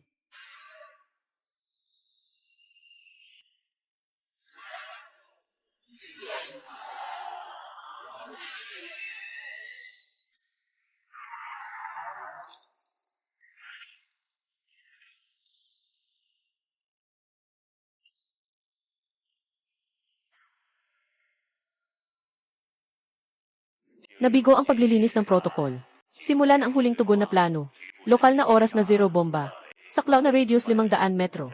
Epekto. Puwersang pilitin ang oras na ibalik sa 0. Nawawala ang oras. Kahit ang mismong pag-iral ay dapat burahin. Bundok ng Guzhao. Galit ni Gonggong. Ang tanging puwersang makakalaban sa pagbura ng oras. Ipinaglalaban ang lahat.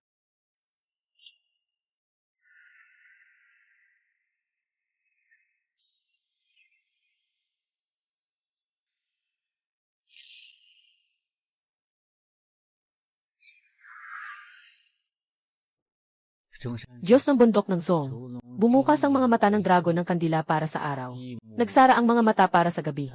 Ngunit ang galit ni Gonggong na natira sa bundok ng Guzhao ay talagang nakakapag-abala sa mga batas ng araw at gabi na itinakda ng amang Diyos dito. Ang galit na hindi namamatay sa loob ng mga iyon. Talagang nakakatakot. Kami ay pansamantalang ligtas na. Ngunit ang epekto ng pagbalik sa 0 ay nakaharang lamang. Hindi nawala. At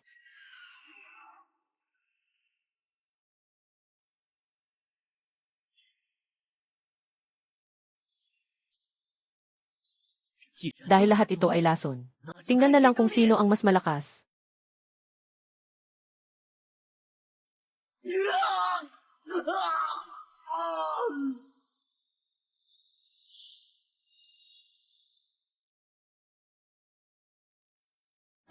Scar ay naging matatag. Hindi ito matatag. Ito ay pag-aamo at pagsasama. Bumuo ito ng isang bago, matatag na batas na ikot. Ngayon ito ay ang matatag na tagapag-ugnay at tagapagpalakas ng 5 kapangyarihan ng batas sa aking katawan. Pagkakatawang buhay ng pangunahing kapangyarihan ng lokal na espasyo at oras. Ang iyong kakayahan sa pagkontrol ng oras ay umakyat ng higit sa isang antas.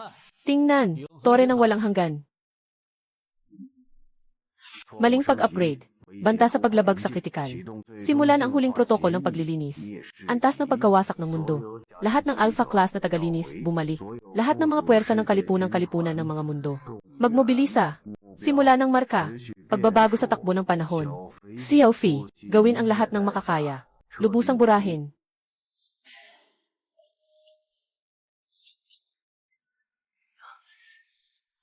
Dapat nang umuwi. Bumalik sa orasan ng panahon. Huling larangan ng digmaan. Dapat ay sa lugar kung saan tayo nagsimula.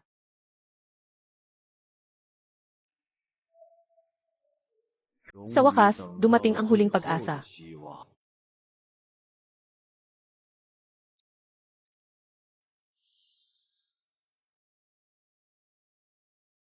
Bata. Hawakan ang patunay ng kasaysayan. Tingnan ang katotohanan. Bilisan. Mga humahabol sa kanya. Ang kanyang mga humahabol. Narito na.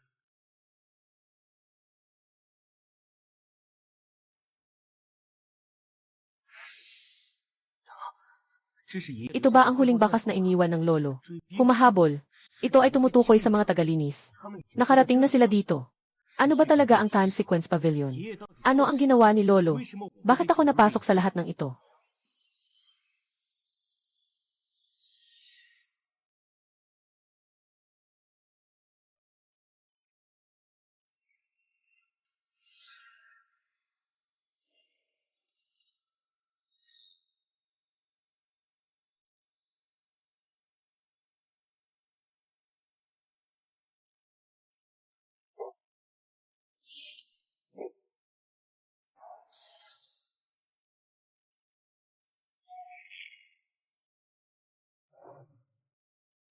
Sino ang darating para pigilan sila?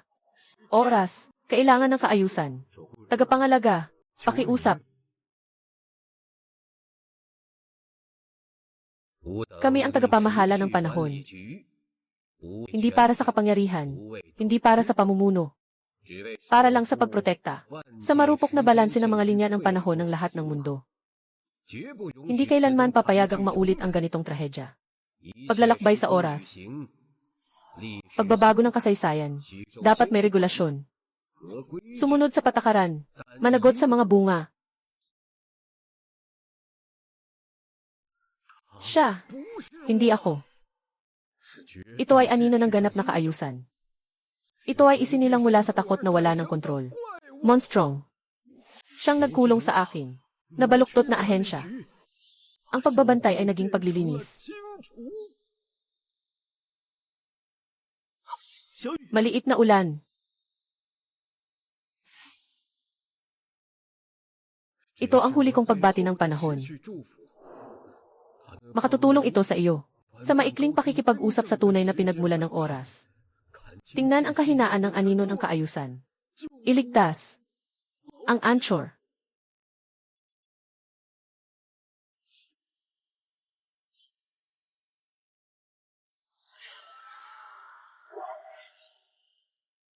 Kumpirmasyon ng layunin. Isagawa ang huling paglilinis. Ganap na ibalik sa zero ang timeline ng rehiyon.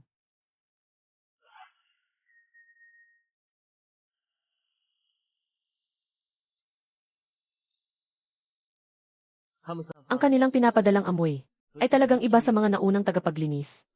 Talagang nais nilang burahin ang lahat ng bakas ng aking pag-iral dito.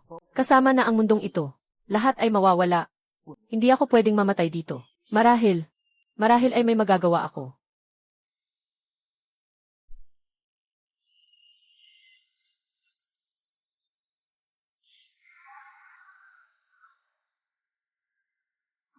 Nandito ako. Saan? Ang oras dito ay dumadaloy ng napakabilis. Ito ay isang mekanismo ng proteksyon sa sarili. Nanilikha ng mga biyaya at mga peklat. Ang hadlang na ito sa paglaban sa pag-alis ng mga tagapaglinis. Parang ako ay hinihila papunta sa isang bitag. Tingnan mo, ito ang magiging katapusan na dala mo. Akala mo nagbabantay ka. Hindi. Habang mas malakas ang iyong kontrol, mas lalong hindi maiisip ang pinsalang dulot nito.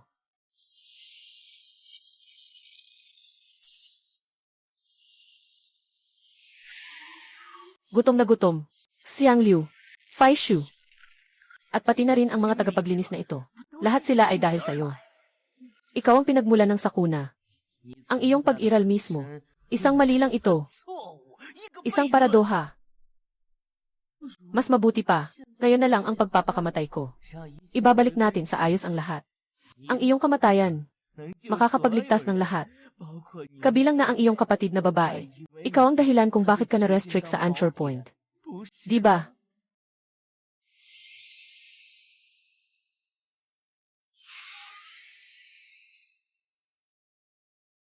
Anak, ang takot mismo ang lakas. Ang pinakamalaking kasalanan. At ito rin ang kasangkapan ng anino ng kaayusan para kontrolin ang isipan.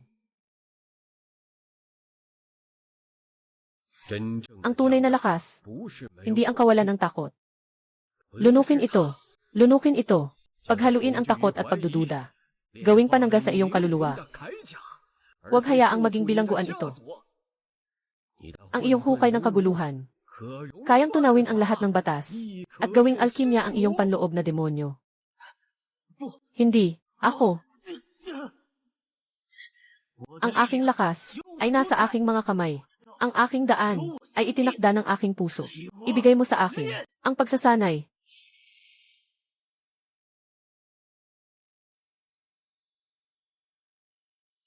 Anino ng kaayusan. Ito ang inyong sinasamba. Pagkawala ng lahat ng posibilidad. Kaayusan.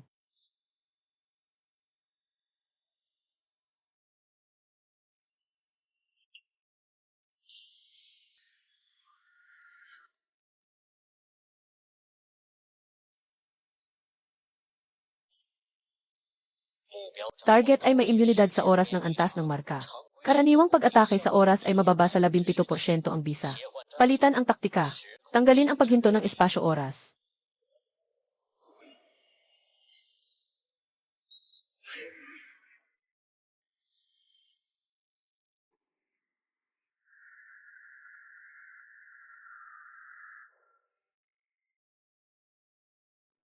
Ano ang gusto nilang gawin? Gusto lang ba nila akong ikulong?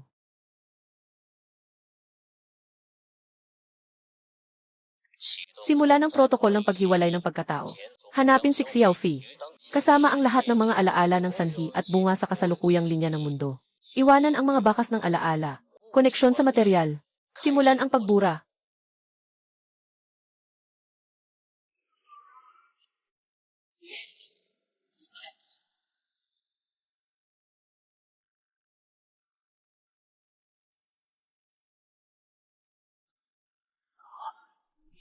Lolo, Lao Chen, Feng Ling, Muyu, Ming, Bailey. Bakit? Hindi ko na maalala ang kanilang mga mukha. Sino ako? Bakit ako nandito? Ano ang kinakalaban ko?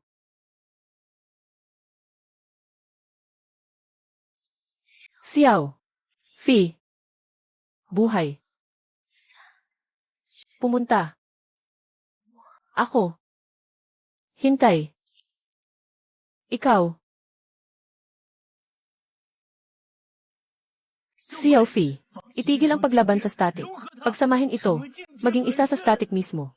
Ito lang ang teorya. Ito ang boses ng hangin na espiritu. At si Muyu.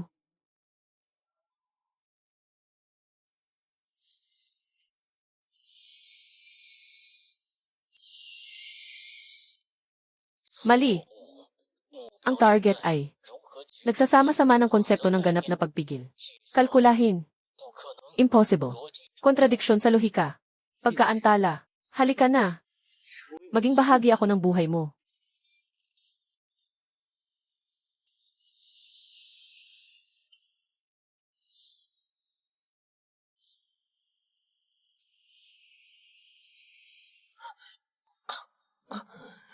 Pagpapatunay ng datos. Ang landas mo ay tama. Pero ang oras ay kulang.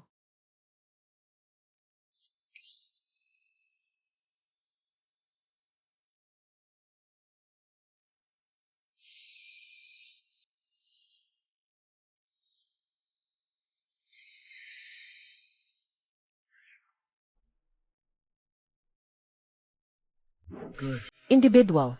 Itim na balahibo. Nagsusumite para ipatupad ang panghuling kasunduan. Pagsunog ng pag-iral. Palitan. Pahintulot sa pagbilis ng ganap na pag-iisip.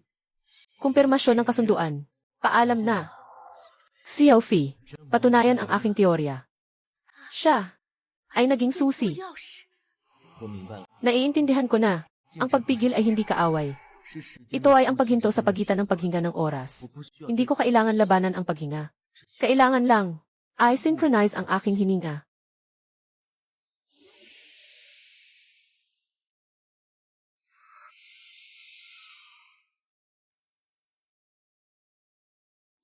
Salamat sa inyo. Salamat sa inyo. At kay Moyu. Naintindihan ko na kung ano ang tunay na oras. At kung ano pa. Paano mamuhay sa pagitan ng mga siwang nito.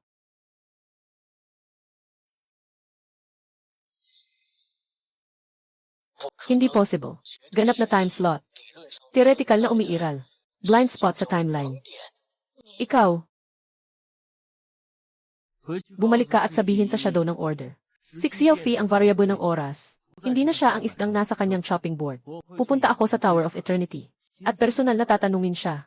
Bakit niya pinabayaan ang mga unang nagtatag ng ating pangako sa pagbabantay?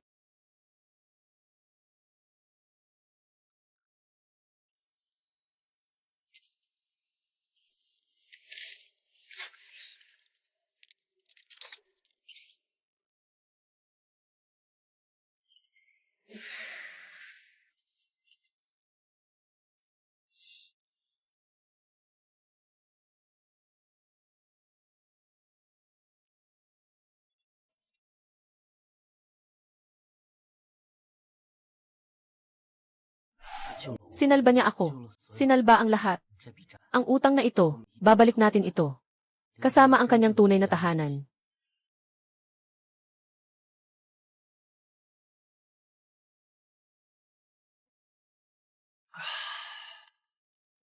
Gwapo siya. Ang sinabi mo ay parang formal na deklarasyon ng digmaan sa buong baluktot na pamahalaan. At sa mga anino sa likod nito. Susunod, hindi na ito ang mga regular na sundalo. Iba't ibang mapanlin lang na paraan. Bitag. Pati ang banta sa mga hostage ay darating.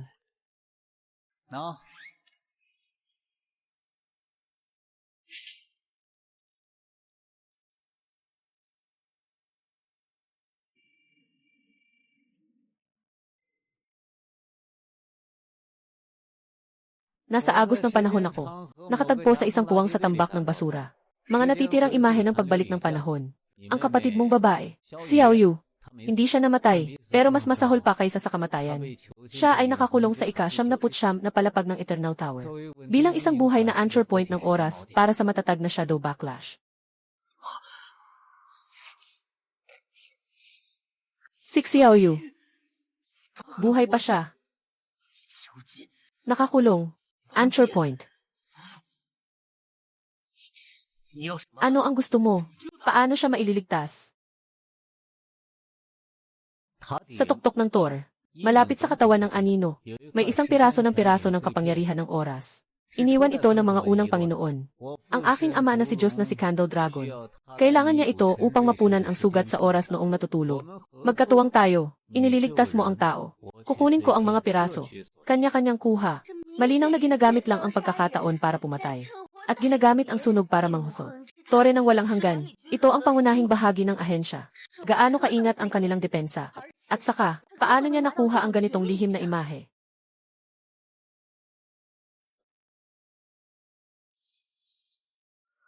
Alam kong bitag ito. Pero ang impormasyon na ibinigay niya, malaki ang posibilidad na totoo. Maliit na ulan, kailangan kong iligtas. Makipag-alyansa, tutulungan kitang kunin ang mga piraso. Tulungan mo akong iligtas ang tao. Ngunit kung ikaw ay magtataksil sa gitna, kung ako'y magtataksil, lahat ay mawawala. Tanggalin sa lahi ng mga dragon ng panahon. Ngunit bago iyon,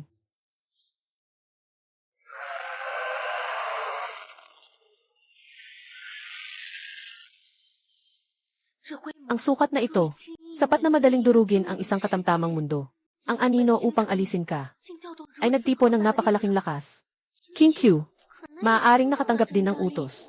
Gusto niyang gamitin ang ganap na kapangyarihan upang durugin ako bilang isang pagbabago. Sabay na takutin ang lahat ng mundong maaaring maghimagsik. Ang Thor ay may 100 palapag. Palapag 150. Karaniwang depensa. At ang pandaigdigang sample library. Palapag 51 hanggang 70. Maze ng time trap. At ang hukuman ng batas. Palapag 71 hanggang 79. Kwartel ng pagkakulong. Pinanghahawakan ang mga mabibigat na kriminal. At, ang maliit mong ulan, ika-100 na palapag. Dito naroroon ang tunay na anino. Ang plano ko, ginamit ko ang dugo ng tsukuryo para sa direktang pag-atake. Aakitin ang karamihan sa kanilang puwersa. Kayo ang magdadala ng mga elite na koponan. Mula sa ilalim ng Thor, isang lumang. Lihim na daloy ng depensa ang papasok. Diretso sa higit sa 70 palapag. Iwasan ang karamihan sa depensa. Pagkatapos mailigtas si Xiaoyu. Magkaisa tayo at aakyat sa 100 palapag. Napakadetalye niya magsalita. Napakamakatwiran. Pero, sobrang detalyado. O kaya naman, itinatago niya ang tunay na layunin. Hindi ko pwedeng ibunyag ngayon. Kailangan pa niyang akitin ang atensyon. Kailangan pa niyang akayin tayo sa pasukan ng madilim na agos. Ngunit kailangan nating maghanda ng backup. Maaaring maisakatuparan ang plano. Ngunit kailangan ng mas matibay na pagkakabuklod sa pagitan natin. Maglagda ng sumpa ng oras. Sinumang lumabag sa kasunduan ay makakaranas ng pagsalungat ng oras. Magpakailanman ay malulugmok sa sariling pinakakatakutang siklo ng oras. Sakto lang para sa akin. Dapat ganyan.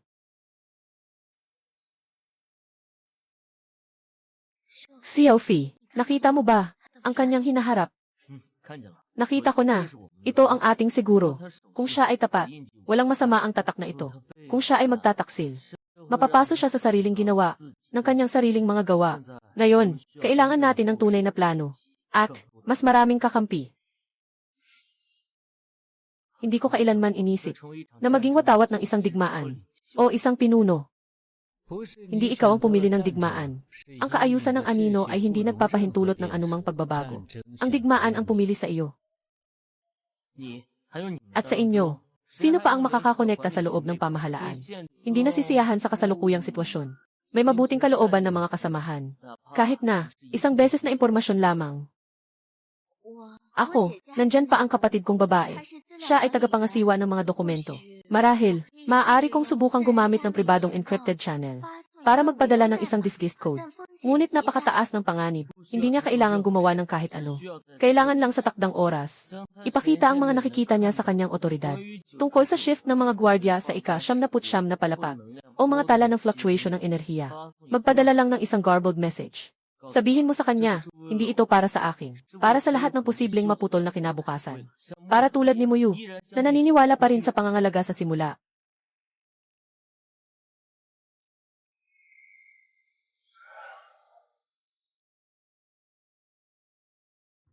Salamat sa inyong lahat na nagsasama-sama sa sandaling ito. Pareho ang ating layunin. Wasakin ang pang-aapi ng anino ng kaayusan. Ngunit kung direktang lalaban sa alyansa, wala tayong tsansa. Kaya, dapat tayong tumama sa pinakadiwa. Sumugod sa tore ng walang hanggan. Sirain ang sentro ng kontrol ng anino. O kahit man lang mailigtas ang mga pangunahing bihag. Kailangan ng sabay na aksyon mula sa loob at labas. Ako ang bahala sa panlabas na bahagi. Sa ngalan ng anak ng dragon ng kandila, ako ang magsisimula ng pinakamalakas na atake sa pangunahing pintuan ng Thor. Para makahila ng hindi bababa sa 70% ng mga gwardya. Ngunit hanggang dito lang, makakayanan lang ng 3 oras ang suporta.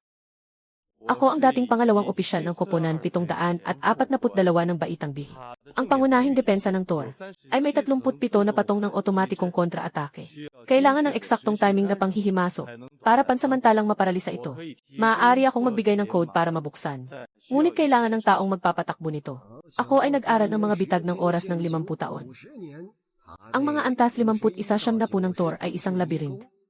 Maaari kong iguhit ang sort ng posibilidad ng ligtas na daan. Ngunit bawat antas ay may 12% na margin of error. Kailangan kong pagsamahin ang mga pira-pirasong lakas na ito upang pagsamahin ang mga espesyalidad ng bawat isa sa isang sibat na makakapasok sa puso ng Thor. Tingnan dito, lihim ng walang hanggang koridor at bitag ng oras. Kapag pumasok ka, mahuhulog ka sa isang walang katapusang paulit-ulit na ikot ng 1 minuto. Maliban na lang kung makahanap ka ng anchor point deviation. Bawat ikot ay 117 beses. Anino ng ikatlong haligi sa silangan ay babawas ng 0.3 mm. Hardy ng pag-alis ng alaala Pipilitin nitong basahin ang pinakamakasakit na alaala ng mananakop at gawing pisikal na atake. Ang tanging kahinaan nito ay ang emosyonal na tindi ng alaala mismo ay nakakaistorbo sa katatagan ng hardin. Kapag masakit, mas madaling ma-overload ang hardin. Dito, ang pinakamalakas na ingay na kaya kong gawin. Gagamitin ko ang orihinal na dugo ng zulong para pukawin ang agos ng panahon at tamaan ang estruktura ng Tor. Sa teorya, magdudulot ito ng reset ng priority ng buong sistema ng depensa ng Tor ng 3 minuto at 42 segundo. Ito ang tanging pagkakataon ninyo na makapasok mula ika-siyam hanggang ika-79 na palapag. Ang simbolo sa kanyang dibdib ay nagniningning. Ang balahibo ng dragon ay isang mahalagang bahagi ng buhay. At ito rin ang pinakamalakas na sandata. Ano ang balak niyang gawin gamit ang kapangyarihan ng balahibo? Nababahala siya. Sumagot na ang kapatid kong babae. Sabi niya, mga tagapangalaga sa ika-79 na palapag, mga tahimik na tagabantay. Tiyak na nailipat na sila. Pero hindi ordinaryong tagabantay ang pinalitan, kundi ang mga tagapaghiganti ng anino. Mga mersenaryo na direktang tagapagsilbi ng pseudo-maestri. Siyam silang lahat. Hindi sila naapektuhan ng batas ng oras. Kailangan silang sirain ng pisikal. At saka, may abnormal na pag-alon ng enerhiya sa anchor point. Hindi dahil sa pagiging hindi matatag, kundi dahil ang anchor point mismo ay nagigising at nagtutulak. Sinusubukan nitong makalaya. Si Xiaoyu ay nagsisikap iligtas ang sarili. Pero sabi ng ate, ang plano ng mga nakatataas ay, kung ang pagtutol ng anchor point ay lumampas sa kritikal na halaga, sisimulan ang protokol ng pagsunog. Susunugin ng tuluyan ang anchor point pati na ang espasyong kinaroroonan nito, upang maiwasan ang pagkawala ng kontrol. Ang kritikal na halaga ay, pagkatapos ng 72 standard na oras. Ginoong Xiaofi. Pagkatapos ipadala ng ate ang impormasyong ito, mananatiling tahimik ang channel magpakailan paman. Maaaring nagdasal na siya. Nanghihingi sa iyo, na iligtas mo ang iyong kapatid na babae. Nanghihingi rin ako sa iyo. Kung maaari, iligtas mo ang aking ate. Ang pangalan niya ay Alan. Ang pasukan ay tatagal lamang ng 15 minuto. Pagkatapos pumasok, ang mga lihim na agos ay random na ihagis kayo sa kahit anong posisyon mula ika-50 hanggang ika-70 na palapag. Ngunit ayon sa chart ng posibilidad, ang pinakamataas na posibilidad ay nasa itaas ng ika-80 na palapag. Tandaan, ang pangunahing layunin ay ang ika-79 na palapag. Iligtas si Xiaoyu. Kung makatagpo kayo ng hindi nyo kayang labanan na panganib, unahin nyo munang protektahan ang sarili nyo. Ang sakripisyo ni Muyu, hindi para ipahamak tayo ng walang silbi. Kung makalipas ang 72 oras, walang nakuhang signal, durugin mo ito. Ito ang huling impormasyon sa Tor. At ang aking mga koordinato sa oras ay ipapadala pabalik. Marahil, makakagawa pa tayo ng mga pahiwatig para sa mga susunod. Humabol ka sa akin. Pagkatapos ng 3 oras, ako ay magpapasimula ng tama sa tide ng panahon. Naway pagpalain kayo ng oras. Pangalagaan ang lugar na ito para sa aming pagsalakay. Magpalipas ng oras.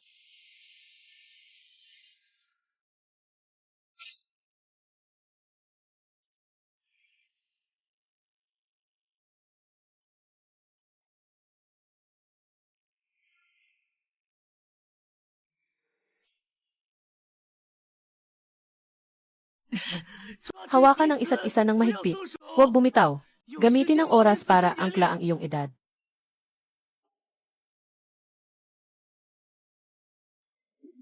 Tulungan ako. Sumugod na.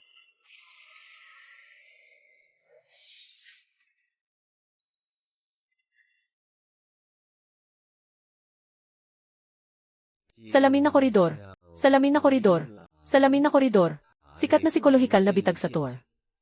Kopyahin nito ang salamin ng mga sumasalakay at bibigyan ito ng bahagi ng alaala at personalidad. Kailangan mong hanapin ang tanging tunay na sarili. Kung hindi, mapapalitan ng salamin. Pagod ka na. Ibigay mo ang katawan mo sa akin. Mas magaling kong magagamit ang lakas. Pinatay mo si Ioy. Karapat dapat ka bang maging pinuno ng mga panahon? Talaga bang gusto ni Xiaoyu na iligtas mo siya? Marahil mas gusto niyang makapagpahinga na lang. Munting Fox. Tinanggal ka na ng King Q. Taksil. Tagapagpatupad ng batas. Kasama ka na ngayon ng mga wanted. Matandang inutil. Hindi mo pa nga mailigtas ang iyong alagad. Huwag kang makinig. Pinalalaki lang nila ang inyong takot at pagdududa sa loob. Wine Spirit.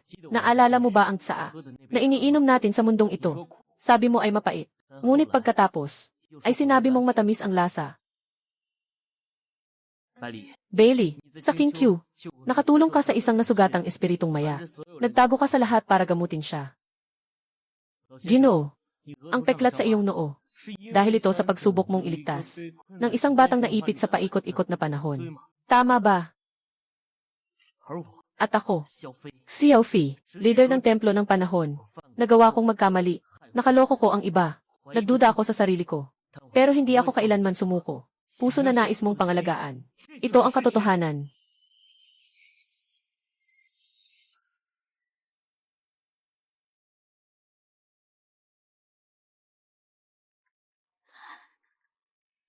Mas matatag ka kaysa sa inaasahan ko. Maraming malakas ang namamatay sa bahaging ito. Labanan ang kasinungalingan ng buong puso. Gamitin ang tunay na alaala. Labanan ang peking larawan. Sa landas na ito, nakalakad na ako. Ano ang susunod na level? Halika na.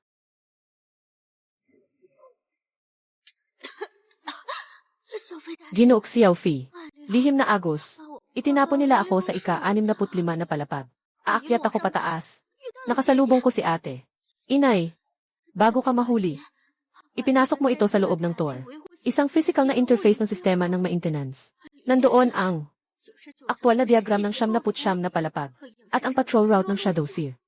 At iba pa. Sabi ng ate ko, ang kasunduan sa pagtunaw. Nauna na. May 18 oras pa ang natitira. Ito ay si Ming. Nauna niyang pinatakbo ang tide ng panahon.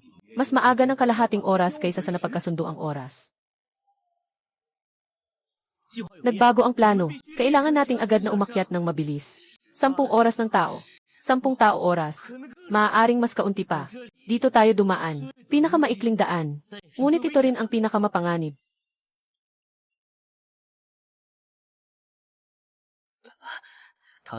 Napakalakas ng presyon ng batas sa loob ng tour.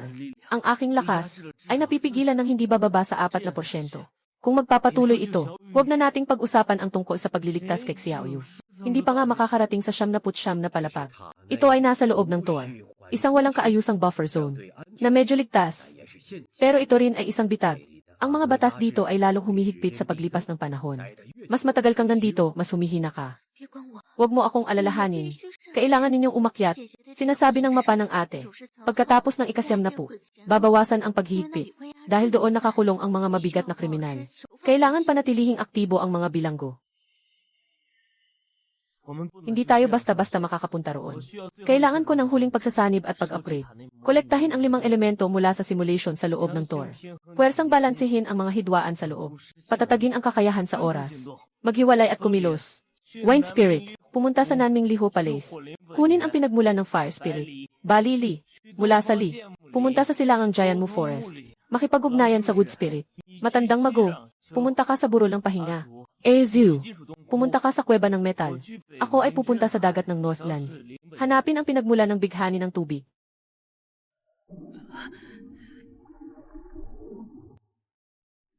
Tubig ng North Ilangi. Ako si Xiao Fi, ang nakababata. Humihingi ng isang hibla ng esensya ng tunay na tubig ng tain. Balansehin ang sarili. Patawarin ang mga mahal sa buhay.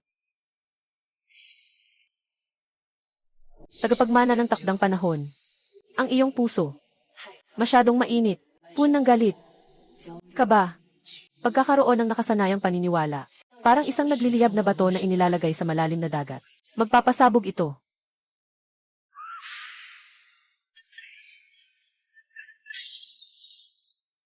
Ang daan sa malalim na dagat, nasa pagtanggap, ng sakit, ng kabiguan, pagtanggap, walang magagawa, kaya mo bang tanggapin ang iyong kahinaan?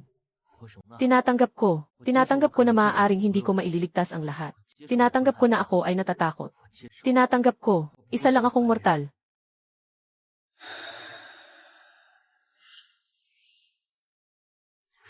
Xiaoyu, kuya, huwag lumapit. Ito ay bitag. Sa tuktok ng tour, hindi ito programa. Ito ay, nararamdaman niya ako. Nagbibigay siya sa akin ng babala. Kailangan nating magtipon agad. Napakahalaga ng impormasyong ito. Tagapagpatupad. Ikaw, may konsensya ka.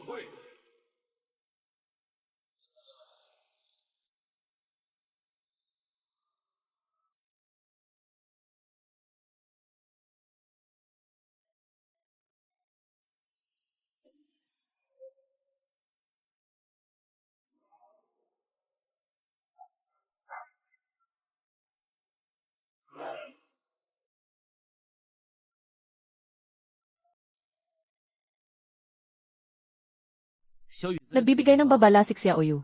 Hindi ito isang proseso sa tuktok ng Thor. Nakahinto ang usapan bago pa matapos. Gusto kong marinig ang pananaw ng lahat sa pangungusap na ito. Hindi ito isang programa. Maaaring ito ay isang buhay na kamalayan na naninirahan bilang isang parasito ng mga naiwang alaala ng sinaunang Diyos. Ano mang uri nito, mas mapanganib kaysa sa isang simpleng patakaran lang. Dahil meron silang pagkagusto o pagnanasa. Nang nililinis ko ang apoy na palasyo, bahagyang naramdaman ko rin ang galit ng Thor, hindi tulad ng mekanikal na paghusga, kundi parang isang nilalang na nasaktan ang dangal. Sa tala ng ate ko, may isang naka-encrypt na impormasyon. Kakabukas ko lang. Sabi niya, 300 taon na ang nakalipas, habang nagbago ang ugali ng Panginoon. Ang enerhiya sa tuktok ng Thor ay nagbago mula sa kaayusan, naging kaayusan, at pagsipsip. Pagbabalik ng 5 elemento. Maikling panahon na makakalikha ng maliit na barrier ng 5 elemento sa espasyo at oras, para labanan ang isang ganap na batas na pwedeng magpawala. Ang tunay na nagkasala, hindi kailanman naging kasangkapan, kundi ang takot na mawalan ng kontrol, kaya't naghahangad ng ganap na kontrol. Sa huli, ang mga naghangad ng kontrol ang napasailalim sa kanilang sariling paghahangad. Ang mga naliligaw na kontroladong tao, na nababaliktad ang damdamin. Ang unang henerasyon ay nagsasabi ng anino, maaaring ito ay isang naliligaw na pangunahing pinuno. Sa itaas, may isang bagay na bumaba.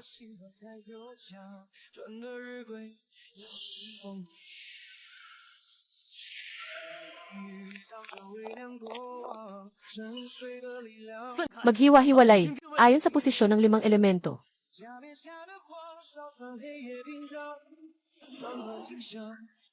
Ang kanilang baluti ay nakakakuha ng enerhiya ng oras.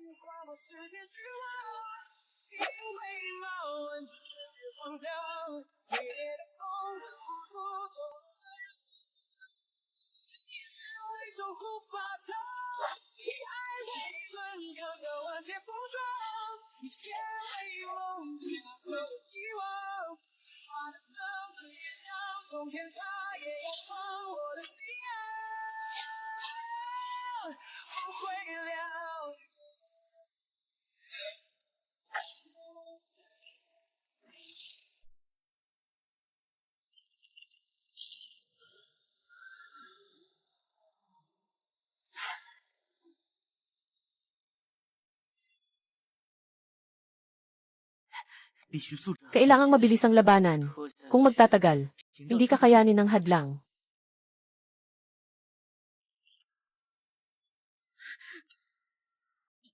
Gamitin ito, sabi ng ate. May nakatagong backdoor program sa Jade Talisman niya na pwedeng makagambala sa energy transmission sa tower. Pero, may isang beses lang tayong pagkakataon. At ngayon na iyon.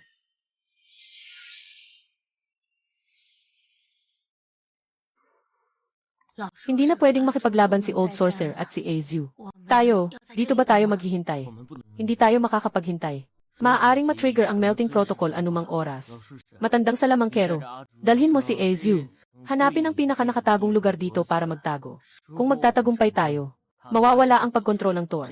Ganyan, makakalabas kayo ng ligtas. Kung mag-fail tayo, alam ko na. Umalis na kayo, anak. Nandito na tayo sa puntong ito. Huwag nating sayangin ang lahat.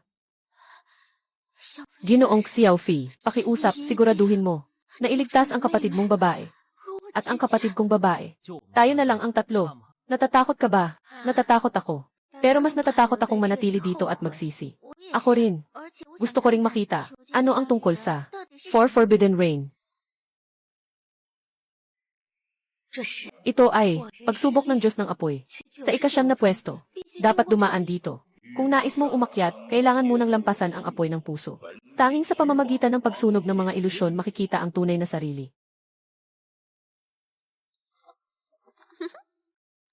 Maliit na Fi, iwanan mo na ang mga responsibilidad na iyon. Napakamapanganib ng mundo sa labas. Nandito lang tayo.